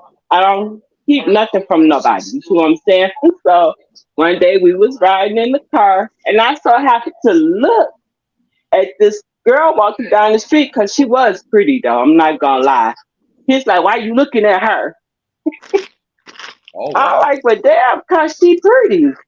Right. Well, you looking at her too hard. I'm not looking at her because I wanted it to be with. The girl was nice looking. Well, but you already see the insecurities of that situation. That's right. Yeah. And I had already told them when we started talking, if I'm going to be with you, I'm going to be with you. I'm not going to be with no woman. I don't cross them two together. No. Right. That's just nasty to me. Right. No, if I'm going to be with that woman, I'm going to be with that woman. You ain't even got to worry about no nigga. Like I told him, you ain't even got to worry about no female, because I'm with you. I don't do both at the same time. No, because I have more respect and more of myself. Right. So when he did that, I'm like, what's your problem? And you was looking at her too hard. I'm like, the lady is walking down the street. It's not like I said, stop the car, pull over, and let me say something to her. Right. The girl was pretty. Right. I found out that women do compliment other women. You know what I'm saying? Well, but you know, I mean, I ain't gonna sit here and tell, hey man, hey dude, you know, hey man, that shirt show look good on you. You know what I'm saying? I'm not. Nah, man ain't gonna do that. Nah, they not. Yes, we're not. You know what I'm saying? Now I have a guy come up to me and tell me, hey man, you know, hey man, look, man, my wife was smelling your cologne, man. What kind of cologne is that? You know what I mean? Or something to that fact. Right. But far as me telling, I'm not as your what you got on. I'm not. You know, I don't see. You know what I'm saying? Or I might say hey bro, you clean in the mug, bro. You know what I'm saying, or something to that fact. But right. I ain't, he's handsome. I mean, right. Right. But you know what I'm saying? Because even when a brother say, well, man, what they do, like, hey man, he a decent looking brother. I mean, I guess, you know what I'm saying? I'm not finna, he handsome, you know what I'm saying? You know, but you know, it's a difference. I don't know. It's just funny about when we talking about that because I see women and men how women can compliment other women, but it's funny for a man to compliment another man, which is not normal. Right. Don't get me wrong, but I mean, what do you feel about that, man? Chris, would you compliment another brother in a way? I mean, I'm not saying it, but No, I never do. yeah, right. I mean, I like you said, I don't even compliment on cologne. What do you Like, mean? so I don't, you mean like, oh, bro, that's a nice shirt. Now, I would, if I see a shirt, I like, hey man, where you get that shirt at? That's what I would say. And they say, oh, okay, yeah, something like that. Or where you get those shoes at? I like those shoes, but I ain't gonna say like, hey, nigga, where you work out for? You cut? Nah, you don't do shit like that. No. And my wife has complimented me and said men look good. And I say vice versa. I don't think none of it because I'm like, hey, you see somebody attract, hey, that's your opinion. I don't see physical attraction. I see more mental. Yeah. You know, Right. That's me. I don't give it. You could be a heavy, whatever you want. I'm looking, but you know, some women are physically attractive, but they have the nastiest attitude. But that's different. Yeah, I mean, and like I said, that's what we were saying. It's not common for us to do it as men. You know what I'm saying? And I wouldn't, like I said, I'm not finna tell about a brother. Like, you know, I might say, like I said, if you come out and you put on a suit or something, Strick put on a suit, Bro Michael put on a suit. I'm like, bro, or Brother Miguel put on a suit. I'm like, that boy. Yeah, what's wrong with that? Huh? I don't see nothing wrong with that. No, that's what I'm saying. That's nothing wrong with that. You know what I mean? Bro, you clean, man. You know what I'm saying? You know, as they say, you casket ready. I heard that expression. That was too funny to me, man. I heard that dude say, man, dude, you casket ready. I'm like, what? Who said something like that, bro? Casket ready. Well, that's a new one to me. Yeah, man. That's crazy. Man. That is, man. I heard a dude say that, man. I paused for a minute and I say, what? Did you say what I think you just said, man? Yeah, man. Oh, man. But I don't know if that's a form of expression of saying you clean. I don't know. How do you see what some, you know? Hey, bro, sir, have you ever heard that expression? Say it one more time, please. Have you ever heard that expression before? Yeah. Yeah. See, I'm talking about, how about you, Michael? I never heard. Yeah, man, I heard that, man. Oh, that was too funny, bro. Too funny. I couldn't believe that, man. I was like, wow. But yeah, man. But it's just like I said, it's the difference of what, you know, a difference of opinion, different of how people address things, and especially in relationships. To me, in my personal opinion, you know, it's just I think both ways. I mean, sometimes women have to hear us out. You know what I'm saying? Because I think me and Strick was talking about it earlier, like how we're perceived as we're supposed to be the strong. Well, it's different, but we do still have feelings. I mean, it don't make it because we want to express ourselves, man. Because like if something is not right, we should be able to say, "Hey, look, you know, this one." But some men don't express themselves though; they'll hold it in. That is a true fact. That is a true fact. I know some men like that. They're rather just deal with it versus to express themselves. Because I don't have no problem expressing myself. Me personally, you know what I'm saying. If I got an issue with something, I'm gonna express it. I'm gonna tell you what I feel. You know, but I'm not gonna come in a aggressive or a bad way. I would just come to you and say, hey, baby, you know, we did it. Okay, can you sit down and let me talk to you for a minute? You know what I mean? But sometimes, you know, you have those that, you know, if a man shed a tear, he weak. You know, when they say real men don't shed, you know, real men, what's that spraying? Real men don't cry or something to that fact. You know what I'm saying? Come on, man. We are human. Y'all near human. Yeah, we're human. We ain't no robot. I mean, you know what I'm saying? You know, I think if I start crying in front of my wife, she ain't gonna say, "Oh, come on, tough it up, nigga." You know what I'm saying? You know what I'm saying? She ain't gonna say nothing like that. She gonna say, I'm a crybaby, so Yeah, hey man, but like I said, but does that, you know, that don't define you as no no man, but it some people it does. Man, I can't watch Little House on the Prairie without crying, bro. I'm just telling you. That's just who I am emotionally, but that don't mean nothing because guess what? Man, meet me in the dark alley if you want to. I mean, that's just how I am. I'm just an emotional dude. I cried when old yellow guy died. You know what I mean? Man, come on. I do that on a commercial, bro. That's just who I am. Well, see, I think the point of, to me personally, I just feel that, you know, when you can shed a tear or something touch you in a way that, you know, you feel that emotion. I mean, me personally, man, I think it's nothing wrong with that because the point of that show who you are as a man. I mean, that show what the real man is. You know what I'm saying? But now if you just start, because woman slap you upside your head and you start crying, then yeah, now we got a question. we got a problem. You know, she hit you upside the head and you talk about why you hit me. You know what I mean? Nah, yeah, I'm gonna have to question that fact. Like, whoa, wait a minute, bro. What's really going on? Did you take some estrogen? You know what I mean? But there again, you know, I mean, it's just I guess the part of defining us as men, but I think they would give the negative about you crying or you having compassion, but they won't give you the props when you're doing good as a man. You know, hey man, that's a strong brother. That brother going there, he do this for his family and woo woo woo. Like Brother Miguel, he's a single father, whatever. They ain't gonna give you props like that. They're rather talking. They're trying to find your downfall, finding the positive of what you know, as a man. Like, that's true. Some women don't feel that men should be, you know, can raise their kids.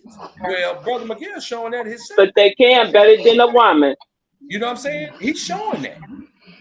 You know what I'm saying? Strick, my brother Strick right here. He raised 2 kids with no help. You know what I mean? So don't tell me what can't be done. That's a blessing. Yes. Yeah, it is. I don't know if we can truly say raised because you know, the end result is yet to be determined. Let me see. I can't wait up. I can't with you. You a mess. But that's the thing, you know. It's like you're putting all this on us as what we should be, but then you don't give us the gratitude of who we really are as men. You know what I'm saying? Chris going there, he provide for his family. You know what I'm saying? He takes on a lot and endure a lot. But do he get? If anybody on outside looking in, but the minute if he go in there and flip the freak out, then now he's the bad person. You know what I'm saying? He right. Keep everybody and the dog. You know what I'm saying? But now, but nobody said nothing about when he was in there stepping up and taking on everybody's pain. But nobody said that about that. But the minute he does something wrong, now he's ridiculed for it. He's talked about. You know what I'm saying? He's the bad guy. You see what I'm saying? That's the problem that I have as for society as putting us as men. You know what I'm saying? So it's I don't get it, man. I mean, anybody want to elaborate on that, man? Because I mean, is it just me or? No, that's real talk though.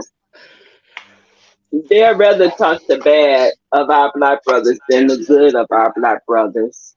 I mean, that's no different. A brother will get more praise coming home from prison than somebody graduating from college or high school. Oh my God! Hey, Miguel, you're absolutely right. You absolutely right, bro. They give him a big celebration for coming out of prison. That's what Strick said. That you remember you said that, Strick? Okay. Yeah, like it's a celebration.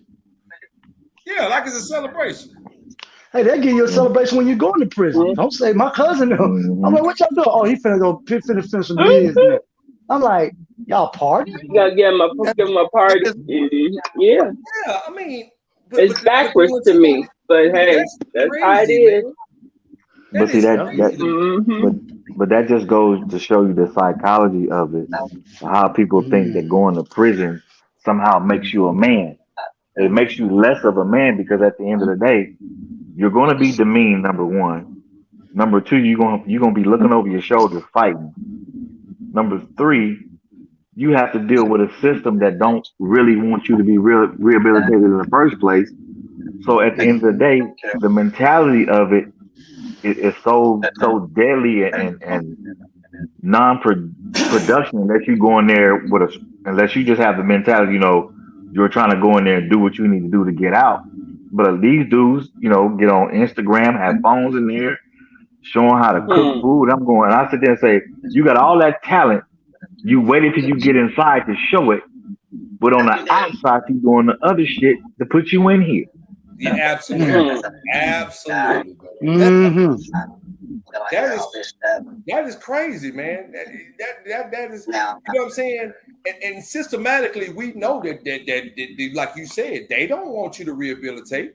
That because that's why I say I had a cousin, God rest his soul, man. I asked him that. I said, man, he did 15 years. He had a 25-year sentence. And he did 15 years flat. And I told him, and I asked him, I said, man, why are these young cats, he keep going in and out of prison? He said they ain't doing enough time. You know what I'm saying? That's like a vacation for them. 15 years. I seen the dude he'd rather go out there and do something instead of taking every responsibility as being a father. You out here make babies everywhere, but you'd rather go to prison and be like, and then you want them to praise you and be waiting at the door for you and praising you when you come out. Well, it sounds like he want to be locked up. Yeah, want to be like. Well, I should say he might want. Might got him a boyfriend in there somewhere. Hey, you never know. Hey, you never know, man. I mean, I don't know, man, because to me that's weird. You know what I mean? That's weird. You want to go into prison. You want to do this, man. Come on, man. Oh, that basically that sounds like he didn't gave up on life. He's a broken man. Okay, average man, I would assume don't want to go to jail because I be driving down the street, I'd be nervous. I'm not trying to go ever, right? Know? But I mean, if I have to go, I mean, I have to deal with it, But on all the cards on the table, man, I don't want no parts of that, man. I can't feel nothing locked up. Somebody telling me what to do, when to do, and all that. That's crazy.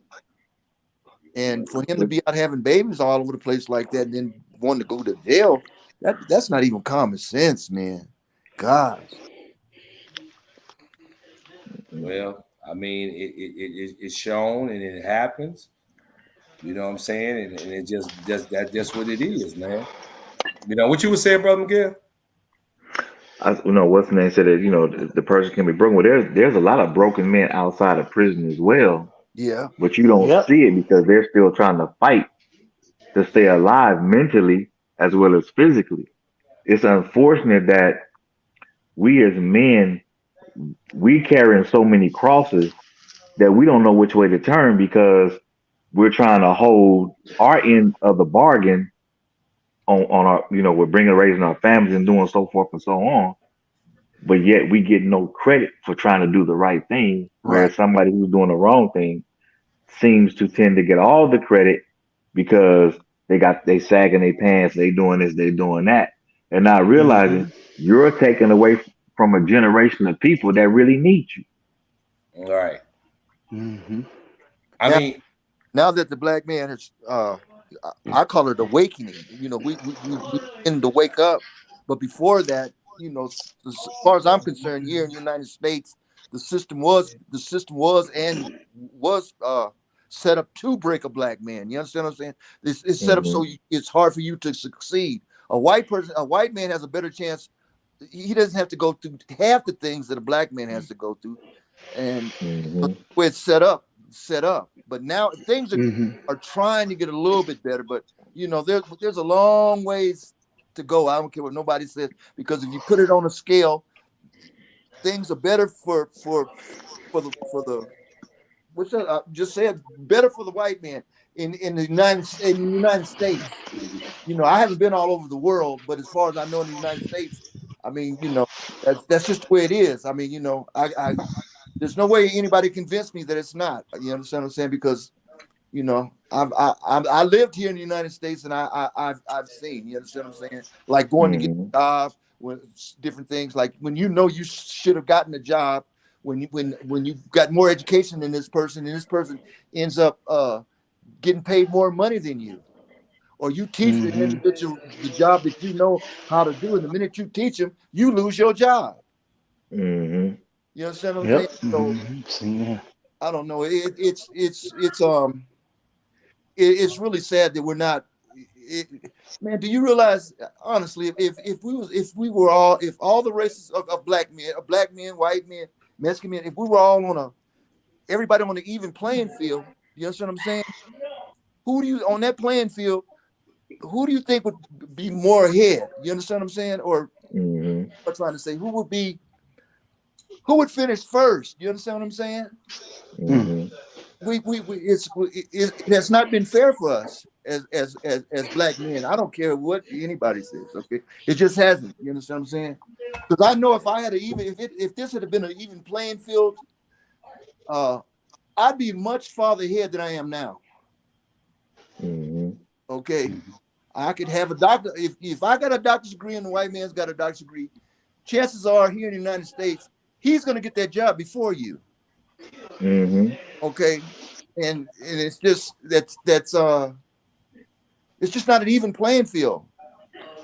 And I'm sorry, but that's what the white man is afraid of right now, because that playing field it's evening up now. You understand what I'm saying? And he don't like that. But I mean, I would say, what would you consider being the solution to that, though? Create your own lane. There you go. That's always. Right. But it's hard to cut your own lane if society is set up to where you can't. I mean, where you can't cut your own lane. And that's how it's set up right now. But I'm sorry, you older than me, right? You gotta be older than me. I have. Yeah, I'm in my 47. I have a lot of my family members. This what I discredit a lot of my family members. I have uncles who had built their company real estate business through white people in South Park. South Park area in Houston was white. He sold one black person moving. He sold all the homes. Even bought some real estate. A lot of people credit their own lane. My grandpa, one of the first black businessmen in the Fifth Ward area, millionaire. He created his lane. But I feel like our generation, we want that seat at the table because we got to have that fairness. But a lot of our generation, my generation, and y'all, they create their own lane to where they're doing things different. Okay, well, if such and such did, I could do it. I think some rappers are creating their own lane. Some are still in that system. Like you got a lot of, for example, a lot of Mexican guys come in. They create their own lane. Quickly than we as Americans will. I see so-called Americans. I see it, and I ain't knocking them. I don't knock that because I feel like, hey, you did it, you did it. A lot of people, oh man, this, and I'm like, look, I know you come over here, you have to learn our language, you have to learn this, and you create your own lane. Salute to you. I don't knock anybody trying to feed their family, in the right way. Create the lane. That's why I say as the entrepreneur, I created my own lane. And I'm willing to help other men create their own lane. But one thing I know about black people, I'll help you, but they don't want to create their own. They still want to be in that system. Some do. A lot do. And I'm like, hey, you know what to do. We're good talkers. Guy Lee, my mother always told me this when I was 8 years old. She said, boy, black men, black people, we talk a lot, but we ain't going to do. And I didn't really understand at 8. Now, as I got older, I understood. You had your homeboy like, yeah, I'm gonna do this and do it. He ain't did nothing. Y'all met people like that. Yeah, I've met many like that. Yeah. And that's just my personal opinion on that, because but. Strick, was you saying something, bro? Yeah. Nah, I thought Strick was saying something for a minute. I'm just listening. Oh, okay. When it comes to certain things like, man, look, better for me not to say nothing.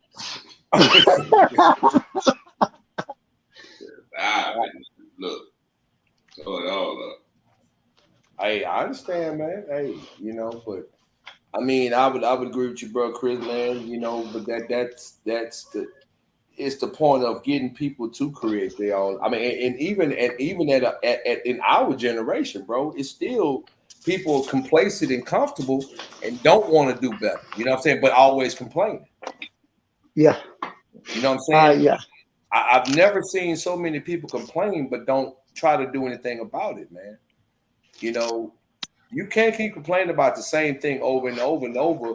But then if someone give you a somewhat of a solution or even an avenue to do something different, you say, oh, no, I can't do that. You don't believe in yourself. So, but then you'll go right back to complaining. So what do you got to be some people, we're our own enemy in a lot of ways. You know what I'm saying? And to me, if we don't try to do better and it's just like something where if you tell a person, hey man, well, we thinking about doing this. Well, I'm gonna put it on Chris, or I'm gonna put it on Miguel, I'm gonna put it on Mike, I'm gonna put it on Strick to do the research, and I'm gonna just sit back and reap the benefits. Because I don't want to do it. You know what I'm saying? I want to do better, but I'm just gonna put it on everybody else. But I'm here to reap all the benefits of it. Is that fair? Oh, That means no, that's have their role. If I'm like this, I'm a man. If I put in the hard work, I feel like the brother man is standing next to me. He should put in the hard work too, and we should divide it evenly. Yeah, well, you know what I'm saying? That's logical. That makes a lot of sense. Yeah, but it ain't like that though. You know what I'm saying? No. But that's why it is bad to say when you hear the words and they say that we're crabs in the bucket, man. That's a horrible way of putting it as a race. Mm-hmm. Or what they said that about black people? What? Yes, man. They say we're like crabs in the bucket. And they say crabs when you go on the crab, when you get to the top. Oh, this is by Miami. Huh? What happened? No. Sorry. Oh, I thought I heard somebody say something. Yeah, but you're snatching the next one down. Well, you know what? It's like this here with me that you just made. Whoever made that statement, I'll put it to them like this here. If you put any race in a bucket, they're gonna grab each other they're gonna try and get to the top. So you just can't put that on black folks like that, okay? So I'm not. That's not me saying that.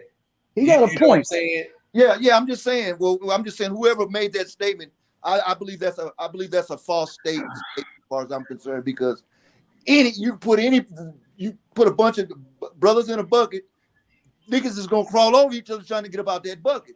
You put some white boys in that same bucket, they're gonna do the same thing. Ain't nobody just gonna sit down there and chill out. It don't go like that. You understand what I'm saying?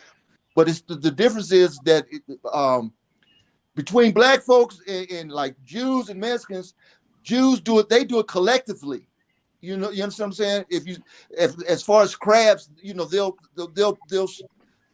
take their tentacles and put them together and come out of there together. You understand what I'm saying? Black folks don't do that. Mm-hmm. That's they I hate to say it, they're pretty much out for themselves. I guess that's where that saying comes from. But that's changing too. You understand what I'm saying? So the minute we find out how to, that's when our worst downfall, as far as I'm concerned, is being black men. We don't know how to stick together. We don't trust each other. And at one time in life, I remember when my grandfather, they had a better understanding of each other than black men do today. As far as I'm concerned, you understand? Because they had to stick together back in the day. Yeah. Well, it's gonna come where we're gonna have to stick together. You understand what I'm saying? Because if we don't, it's not gonna look too good. I just can't see it, because as a collective, that's something that we as black men, we have to try and work on, man. I mean, because right now it's what is it called? Genocide? Where I mean, you look at it, man, it's always the black man he's doing this, or the black man ain't doing that, and it's not like it's really, I'm not doing things. I'm pretty much, the white man's more of a gangster than I am. Salute. Yeah. No, I run with you on that one, brother. Man, they yeah. And where do you think he learned it from, though? Gangsters. Brothers don't bring to the communities. Brothers don't make Uzis, nuclear bombs, and stuff like that. You understand what I'm saying? We can't, as a collective, we just can't just pick up and just walk into somebody's house and just physically just snatch them out of their house. A white man can do that to you. A white man can physically just, him as a collective, that's because he runs everything here in the United States. What? He can do what? A white man can do what? He can physically just, if as a collective, he can come to you right now. The laws we're living under white man's law, and whatever he say, go. If he decides that you've done something wrong, he will come get you, and you can't do nothing about it. And I'm telling the truth. You can't do nothing about it. Like I said, I'm telling the truth. I'm telling the truth. You do something wrong or something that they don't like, they don't care how many guns you have, because number one, you don't have as many guns and you don't have as many means as they do.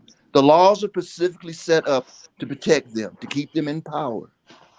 So for now, yeah. But all that's going to change because we don't have anything to do with that. The Lord, this is the Lord's time now. It's pretty much out of our hands, because if it wasn't, things would be going a lot better than they are now. I'm just a person just on the outside looking. It's just not looking too good. Yeah, you got a point there, but the crabs in the barrel, yeah. But I know a lot of white men who fight for positions at law firm, and they don't care who they cross over. They're going to get that partnership, whether you white, black, Hispanic, whatever, woman, whatever, child, handicap, whatever. They gonna get it. I trust me. I service a lot of them. I'm gonna make partners. I'm all right. Then one of my customers, he made partner. My guy, he did. He said, shit, he went golfing, he did everything he had to do, kiss ass to get it, but he did it. Politics. Because he looking at the money. Yes, politicking. I don't mind with that politicking, but we ain't gonna get nowhere. Sometimes we will, sometimes we won't. Because I know guys who've been in position where they politic and they got the position just on merit, not on education and all that, and now they got the race, maybe because they're just the best candidate, but it depends on that person on the other end who's looking at him as a man instead of that black man or that white man. They're looking at him as an individual in his what he's got coming to the table as far as the business, the company is concerned. I met people like that. My aunt was a top lawyer for Shell, very fair-skinned lady. She was a top lawyer for Shell in Houston. Her husband's one of the top lawyers at Exxon Phillips, and she made it. I mean, she Columbia Law, all that. So all of my niece and nephew, my cousins are all lawyers. So I'm like, she fought, but being a woman and a very stern woman, oh God, she mean as hell. But she made that position. And when I mention her name, people look at, oh wow, yeah, sure, oh, yeah, of course. Amazing woman. I'm like, yeah, because she fought her way up there. Okay, so Chris, I got a question for you. Since we were mentioning that earlier, since you mentioned that, how is I know you're not personally in the house, but how is it that her and your uncle's relationship as far as her being a partner or being a head? Oh, he's the head. He's the head. He's stern. Okay, yeah. So that's good. So she still she plays her role.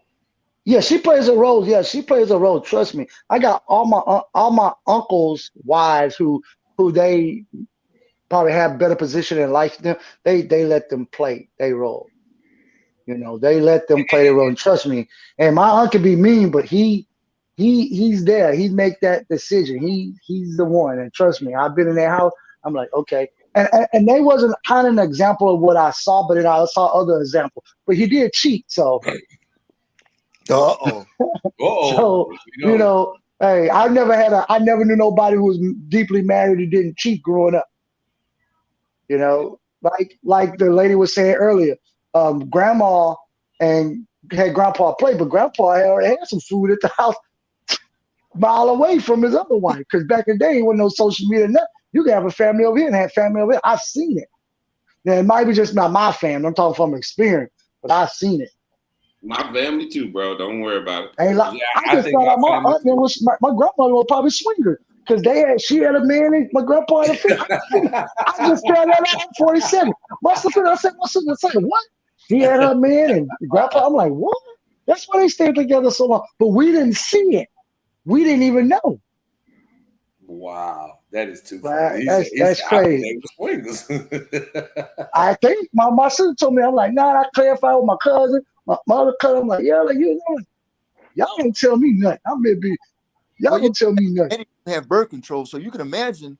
It was hey, it was the same set of boys on each side. My cousin, my uncle, rest his soul, Uncle B.W., he had Marie, and he had the same set of boys. Well, he had 3 boys, 1 girl. He had 3 boys, 1 girl, and he had another girl with the one he stayed with. Yeah. Yo, bro, I got one better than that. Yeah. I had an uncle that married a woman, same name, had 2 kids, named the boy and girl the name. Left that woman, married another woman, the same name, married the boy and girl, named them the same name. So I'm just like, no way, Strick. No. I bullshit you not, bro. I bullshit you not. And one dude in the family had an affair, had a baby, and named the baby after his wife. Man, wow. Dysfunction is everywhere. Dysfunction is everywhere. You understand what I'm saying? That is crazy, bro. I look at that shit and I be like, well, goddamn. Yeah. Brass balls here. Wow, boy. I mean, that's some wild shit, though, boy. Total family. Total families. I mean, total that was down the street, man. That's crazy, bro. True that, man. True that. Hey, but Philip, I'm gonna let y'all be because I got my grandson here. My wife was like, come, I gotta go play with my grandson. He giggling gaga, so he only 4 months. So, okay. But man, I'm glad to catch up with y'all, brother. We got to do it again on Monday. I really appreciate it, brother Miguel, brother Strick, brother Shaq, and I don't know what's his name. I don't. Mike. What's your name?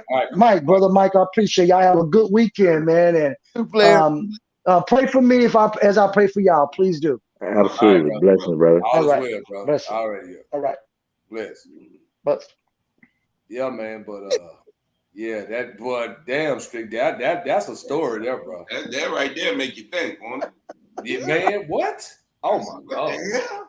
You named the child after your wife. What the hell is wrong with you? But what's worse is that you mean to tell me you gonna marry a chick with one name, with 2 kids, name them the same names that you marry another chick with the same name and 2 kids?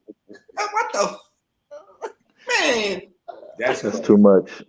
That's too much, man. That's too much. Boy, that's the hurting game there, boy. Man, that's the hurting game, bro. But then, you know what?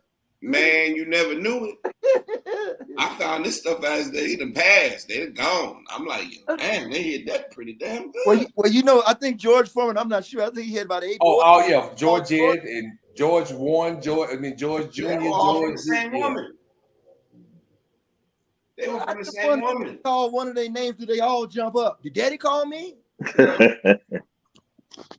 Because what was it? Was it? I think he had a girl and her name was Georgina or something. Yeah, something like that. Hey, that is crazy, man. But that whole different family stuff, what they used to do back in the day, man. Man, look here, it was more prominent than you think it was. Georgina. That is crazy, man. That is crazy, man. Wow, bro. That's quite interesting, man. God damn, Strick. Yeah, that story topped the cake there, bro. I mean, but it's I'm telling you, it's more prevalent than you think it is from those days. You talking about 20s, 30s, 40s, traveling salesmen. You know what I'm saying? I had people in my family that were traveling salesmen. They used to sell wallets, Watkins toiletry door to door. You know, so I got a little different age group, but it's you know that's I remember those days. You know, and there wasn't no phones and all of that stuff in everybody's house. You know, everybody had no daggone phone. Right. You know, the funny story my father told me, man, and it was so funny, man, when he told me he was, and I guess it was so funny because he went through the whole spiel of what he used to say, and he was you remember they had the well, not, I know you wouldn't remember because I don't think nobody remember this one, when they had the refrigerators and they stuck the big cube under it. Yeah.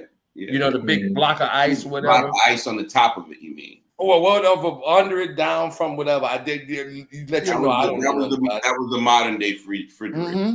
Yeah, and that joke, and he used to be talking about, and he ride by talking about ice. Call it ice man, ice man. Ice box. That's what ice box was. Yeah, man. And man, oh man, I was like, when he said that, I was like, wow, man. You know, my dad was born at 25, so you know. Yeah, but that happened long after that too. It depended on where you were geographically, because we still had fresh milk delivered to our house. They had a milk box in front of my house, you know, where the man would come by with the milk and put it in the box if you got fresh milk every day. If you got, I mean, I don't recall any ice trucks. I think that was far past. Yeah, that was probably in the because my dad, like I said, my dad was born at 25. But I remember the cold they dropped in front of my neighbor's house in their backyard, when they dropped coal in their backyard because their house was run by a coal heater. I remember that, and there'd be pounds of coal in front of people's house. And this is in the Bronx. Oh wow. Yeah, but milk, them delivering fresh milk, you know, every day. That's pretty cool to me. Yeah, that's something serious there, bro. But that's a memory though, man. Or the soda trucks. Y'all know they used to have soda trucks where, you know, there used to be a truck that you just have cases and cases of soda hanging out the side of it. They'd be making deliveries to soda stores every day. That's how they do. And we used to steal from the trucks. I mean, they used to steal from the trucks. What? Ow. They stole from the trucks. They did. You was you say you was borrowing it? No, they stole from the truck. I was watch. Yeah, I heard, you know, something else earlier, but I know what happened. they stole, and I just was like, y'all shouldn't do that. Man, it's just so crazy, man. Because I remember when I used to go back to Chicago, man, in like actual penny candy, bro, like pennies. Like you take $1, you have a big old huge bag of candy, bro. You can't buy a piece of candy. I mean, even the candy that's in the little things for everything, that's even a quarter. You know what I mean? It's like times have changed, bro. Like, man, everything is expensive, higher than you know what, man. That is crazy, bro. I remember when I was a kid, my mom used to tell me, she'd wake me up sometimes. She'd say, Michael, I need you to come out and go out here with me and stay here so I can use the bathroom. We'd have to go out there while she go out to the outhouse. And I'd have to stand out there and wait on her to come out of there. You understand what I'm saying? So I went to the outhouse plenty of times, brother. Huh? I've been to the outhouse plenty of times. Yeah, I'm just saying, it's just times used to be. People say times back then some people say times was real easy. Times hard.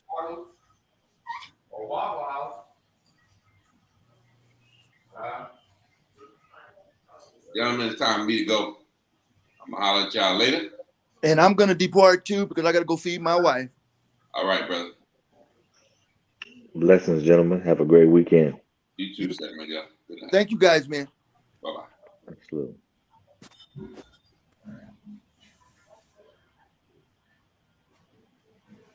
I'm coming. What y'all got going on? What y'all talking about? I don't know. I'm just talking. What up? Oh, Strick left? Yeah. He said he has to Yeah. go. All right, bro. Well, I guess we can go and call it on out of here then, man. Since I know everybody is late, it's Friday though. Thank TGIF. Did you have how was your day there, brother Miguel? Hey man, you know, God woke me up this morning, man. I lived to see another day.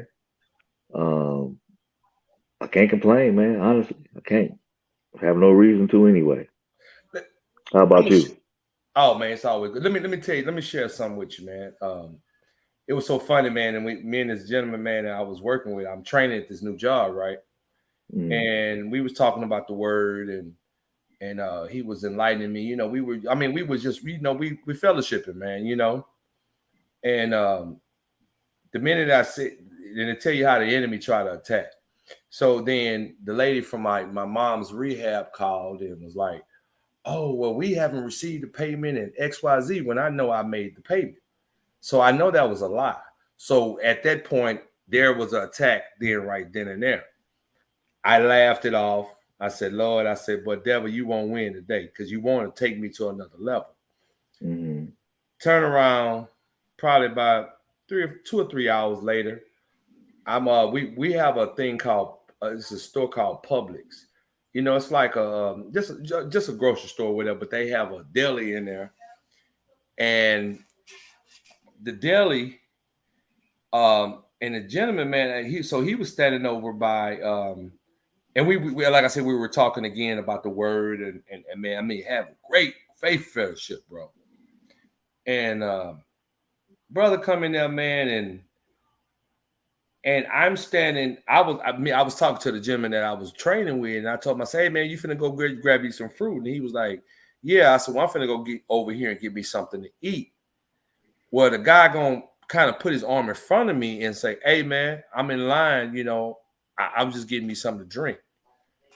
And I'm saying to myself, and I said, now, here goes the thing, how that could have turned out in the worst way because of what? You know, you're trying to disrupt and you trying to take me to another level that it could have turned out bad. Right. And I shared that with the brother, man, and we both started laughing because, you know, like you said, when you start speaking about him, it's always that attack. He always try to, because if it's a crack, he gonna try to find his way in some way to disrupt you, to take you off your game of where you're trying to go. You see what I'm saying? So, and that's what happened, man. But that was just pretty interesting, man. I just wanted to say that, man. No, it's funny you brought that up because when I got into the office this morning, they was having some issues with with some loans. And the brother that I've had conversations with him about certain things that happened, but he was real snappy today. Right. But I was like, man, you know what?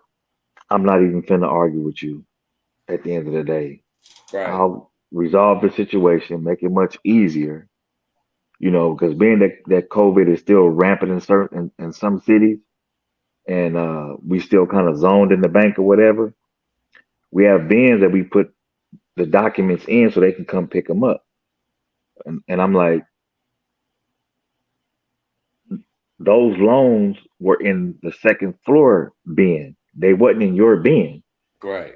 I can't help because somebody brought something to you. Okay, if that person's sitting 2 or 3 rows over from you, what's wrong with taking it to him? Not a big deal.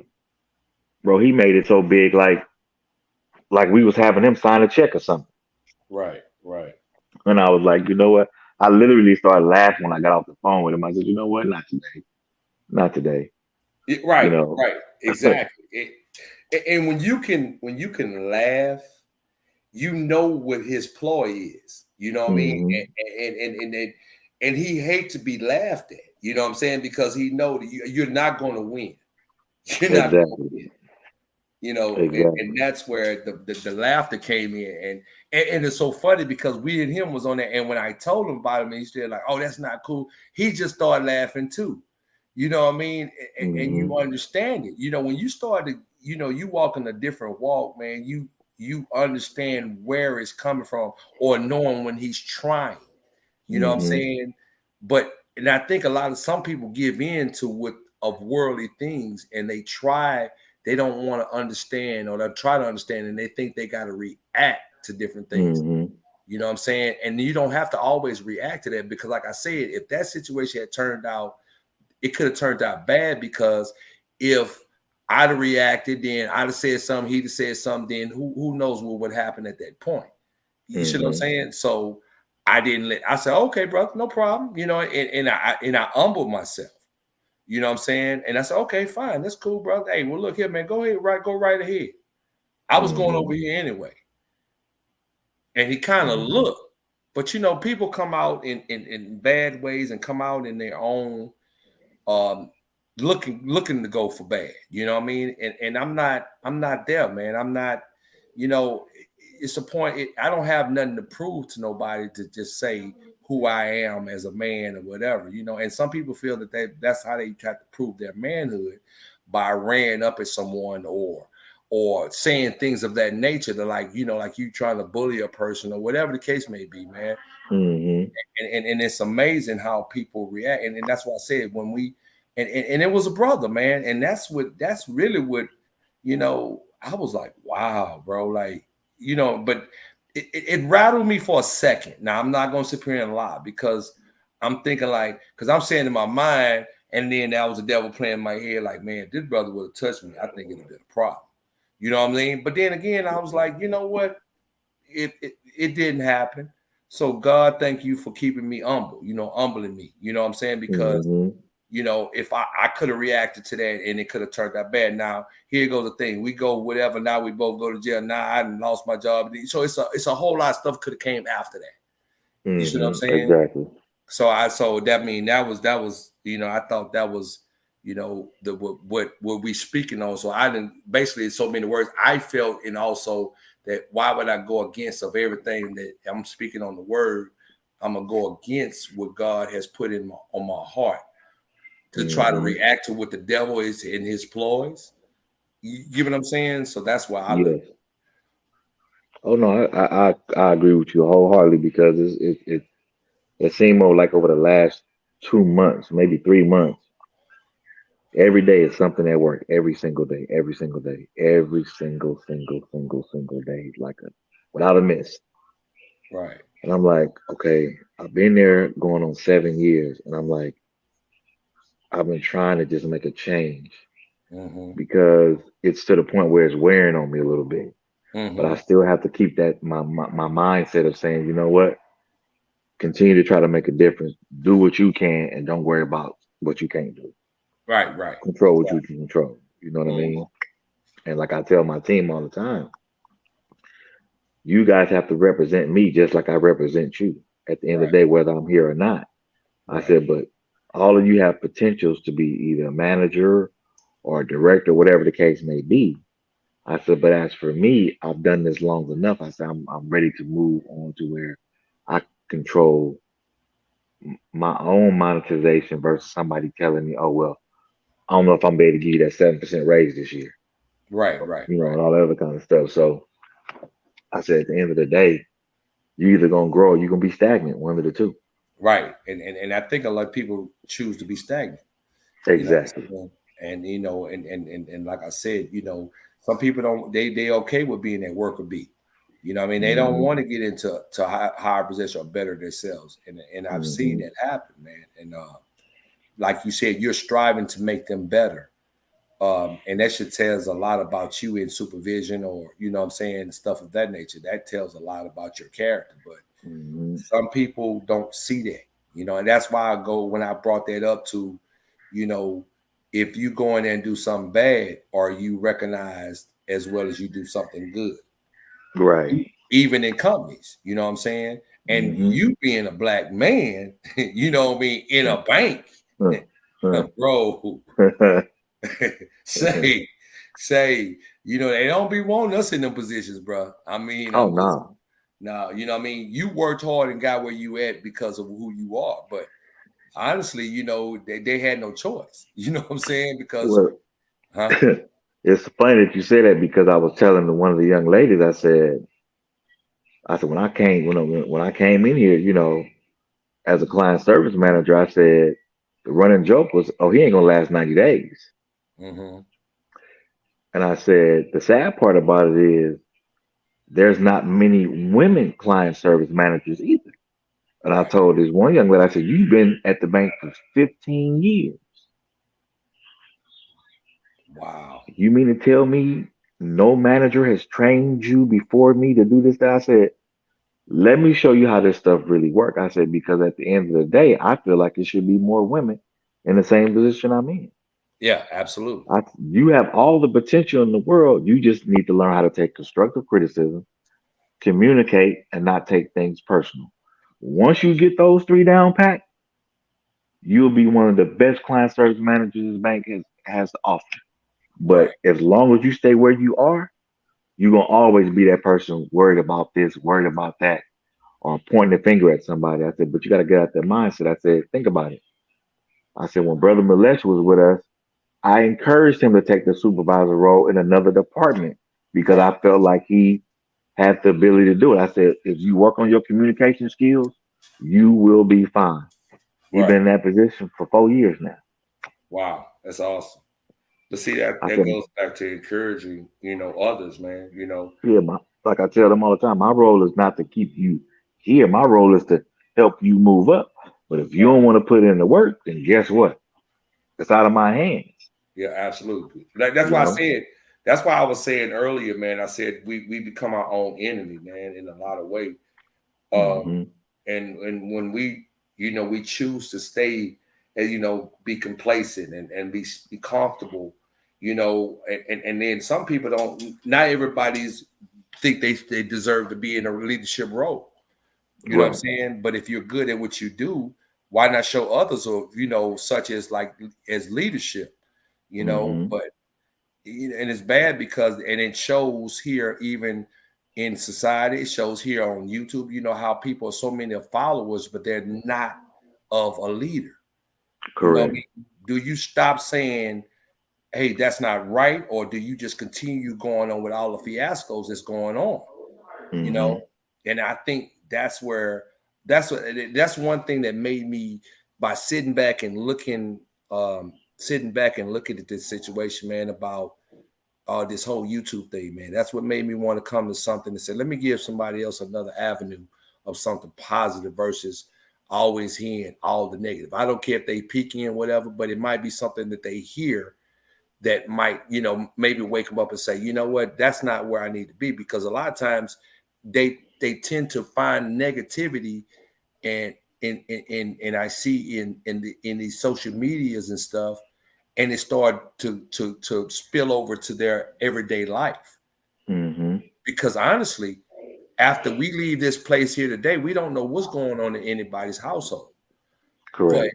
But, and some people that start these type of all this mess and all this other stuff, to me, they care less about what's going on in your household. They ain't gonna say, "Hey, Brother Miguel, man, look, I'm sorry that you blah blah blah XYZ."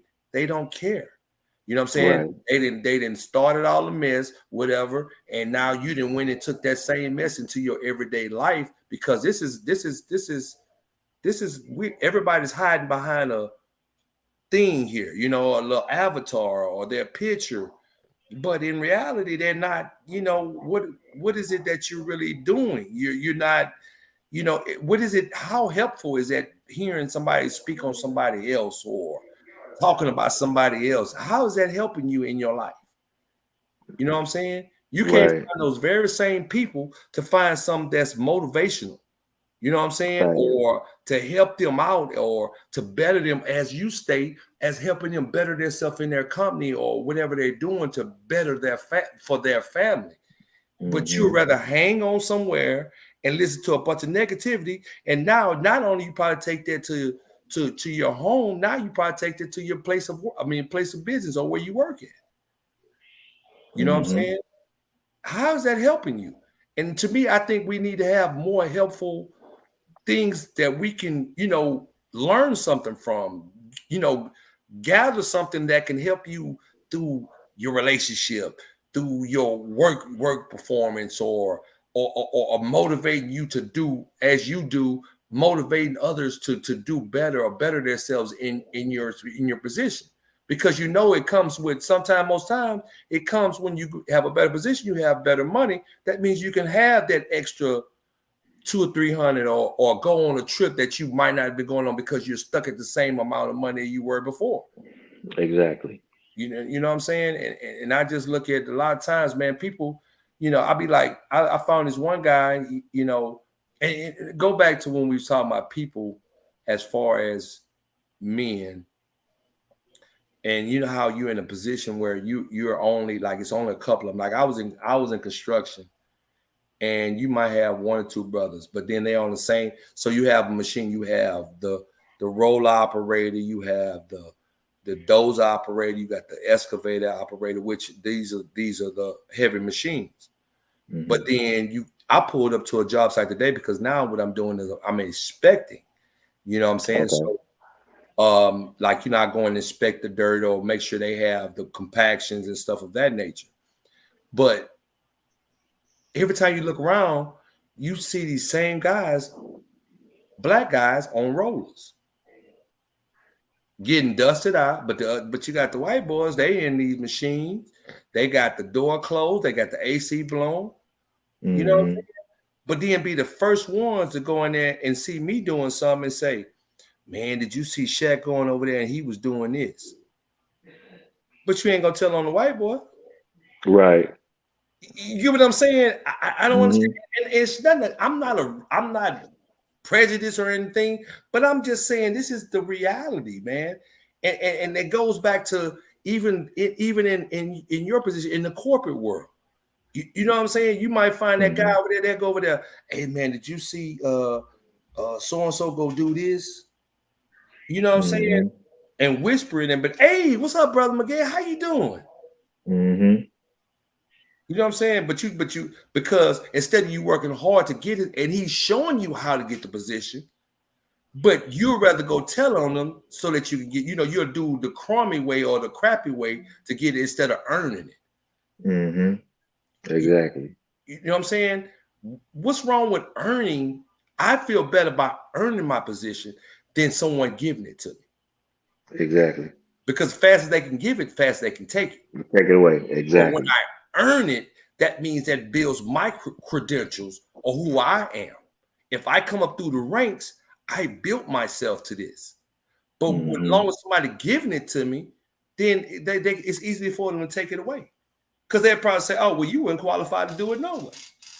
Mm-hmm. You see what I'm saying? So that's my perception of it. You know what I'm saying? But I mean, I commend you, man, and keep encouraging them, man. Like I said, you always, bro, come on here and you share your positive vibe, man, and you know your words of wisdom, man, and it's always appreciated, brother. No, I appreciate you, man. I mean, just for even having the platform and just being able to, when you think about the circle of gratitude, man, that means a lot. It says a lot about who you are and where you're trying to move forward to. So at the end of the day, like I told you before, man, for me, I'd rather try to be positive and try to, allow people to see what change is, what positive change is versus just talking negative, because it's enough out there. Yeah. You know what I mean? And it's more negative than positive at this point. Yeah. And just based off the conversation we had offline and stuff like that, man, that was even encouraging too. But you know what's funny? And I'm gonna share part of it with you now, but I'll share the rest with you offline. Ever since we've had that conversation, I've been having dreams where I've actually felt like I'm standing right there in that dream while it's happening. And I catch myself talking in my sleep. And I wake up and I go, Lord, what are you trying to show me? This may sound crazy. No, it ain't gonna sound crazy, bro. Go ahead. I had a dream about Bootsy, the rapper. Mm-hmm. And I'm literally standing in his house having a conversation with him. Wow. But I'm asleep. I'm seeing myself sleep, but I'm talking to him. It freaked me out, man. Yeah, I bet you would, man. Yeah, that's something. That's deep, man, because you know and you wonder what's the word I'm looking for? What is the I wouldn't say, I'm not particularly saying the message, but what is the relevance of it? What's going on with for you to be standing there? Is it something that you need to do, or you get what I'm saying? I mean, I know we have some wild outlandish dreams sometimes, but to me, I think it might be something behind it. Like I said, when we had that conversation, and you told me, say, "Hey, man, I think you need to go and do so and so and so and so." Right. It seemed like since that day after that, every night it's been a different person, or I'm having a conversation with, pulling them out of something or saying something to them. And it's like I'm literally standing right there, like I can feel and touch them. Like it was so real. Like, you know what I mean? Like it was so real. I'm literally just like right there. Right. And see that it's there, bro. It's there. It's like to me, I get the perception of, you know, putting yourself in a position that you're ready to get into that position where what we was talking about. You know what I'm saying? So, and I said I got to tell this with Shaq, but like I said, I'm gonna tell you the other stuff offline, man, because it's so weird in a good way, and I'm sitting there going, okay. I get it. But it's like, man, it's yeah. Like I said, I have to tell you offline, man, because it's been. I got you. Woo! It's been a wild one, man. It's been a wild one, and it's like I'm seeing different things, man. I'm going, what the heck is this? What is going on here? Right.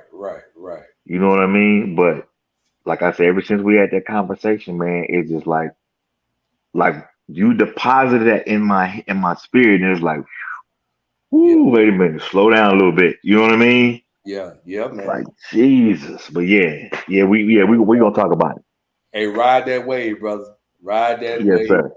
Ride that wave. Say, brother, you take us out here with a prayer, man. Yes, sir. Dear Heavenly Father, we thank you again for allowing us to wake up this morning.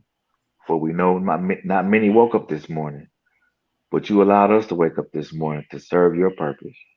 And we just thank you, Heavenly Father, for this beautiful day. I thank you for Brother Shaq, Brother Strick, Brother Mike, Brother Chris, Brother D, Sexy May, and all the people that's in the chat, Heavenly Father. But we know more importantly now, Father, we need you more than anything. We need your word. We need your covering. We need your comfort. Through your Son, Jesus Christ, who died on the cross for us, for our sins, Heavenly Father. For he is the way, the truth, and the life, Father, right now. And Heavenly Father, I just want to thank you, Father, for allowing us as men to be able to come and talk and have real, genuine conversations about life and about the positive things in our lives. And Father, I just thank you for that. And Father, again, I want to thank you for Brother Shaq. He's just been so inspirational and just heartfelt and just encouraging me. And I appreciate that 1,000%. But Father, help us continue to grow as men, to nurture our families, to stand on the word that you've given us to study each day of our lives, so that as we draw closer to you, Heavenly Father, that the foundation is set, that we're under you, and that you guide us by your spirit and not our emotions, not our feelings. But more importantly, Heavenly Father, we just thank you for the breath of life. And though sometimes we may take it for granted, Heavenly Father, but you always rear us back in where we need to be. And I'm just asking, Father, to cover us from the crown of our heads to the soles of our feet, and that our steps was ordered by you, Heavenly Father, and that each day we rise, Heavenly Father, that we make a difference for someone else, but also ourselves and our families. In Jesus' name we pray. Amen. Amen. Thank you for that, my brother. Absolutely, God brother. bless, man. And it was always, once again, a pleasure, brother. Like I said, brother, thank you. I needed this, brother, and I appreciate you, man. And I appreciate you more than words can say, man. Yeah, absolutely. Many blessings to you. Many blessings to you and the wife. And man, continue to stay encouraged, man, and just continue to stay grounded. But at the end of the day, we know who we serve. We serve a mighty God who has the victory in us, and we have the victory in him. Absolutely, brother. Thank you. God bless, man. Thank you, brother. Absolutely. Amen. Amen. Once again, hey, but we gonna get together, brother Miguel. Oh, for sure. Yeah, man. All right, brother. One love. Have a good night. One love. All right. Man. Okay. Have a good night. Good night.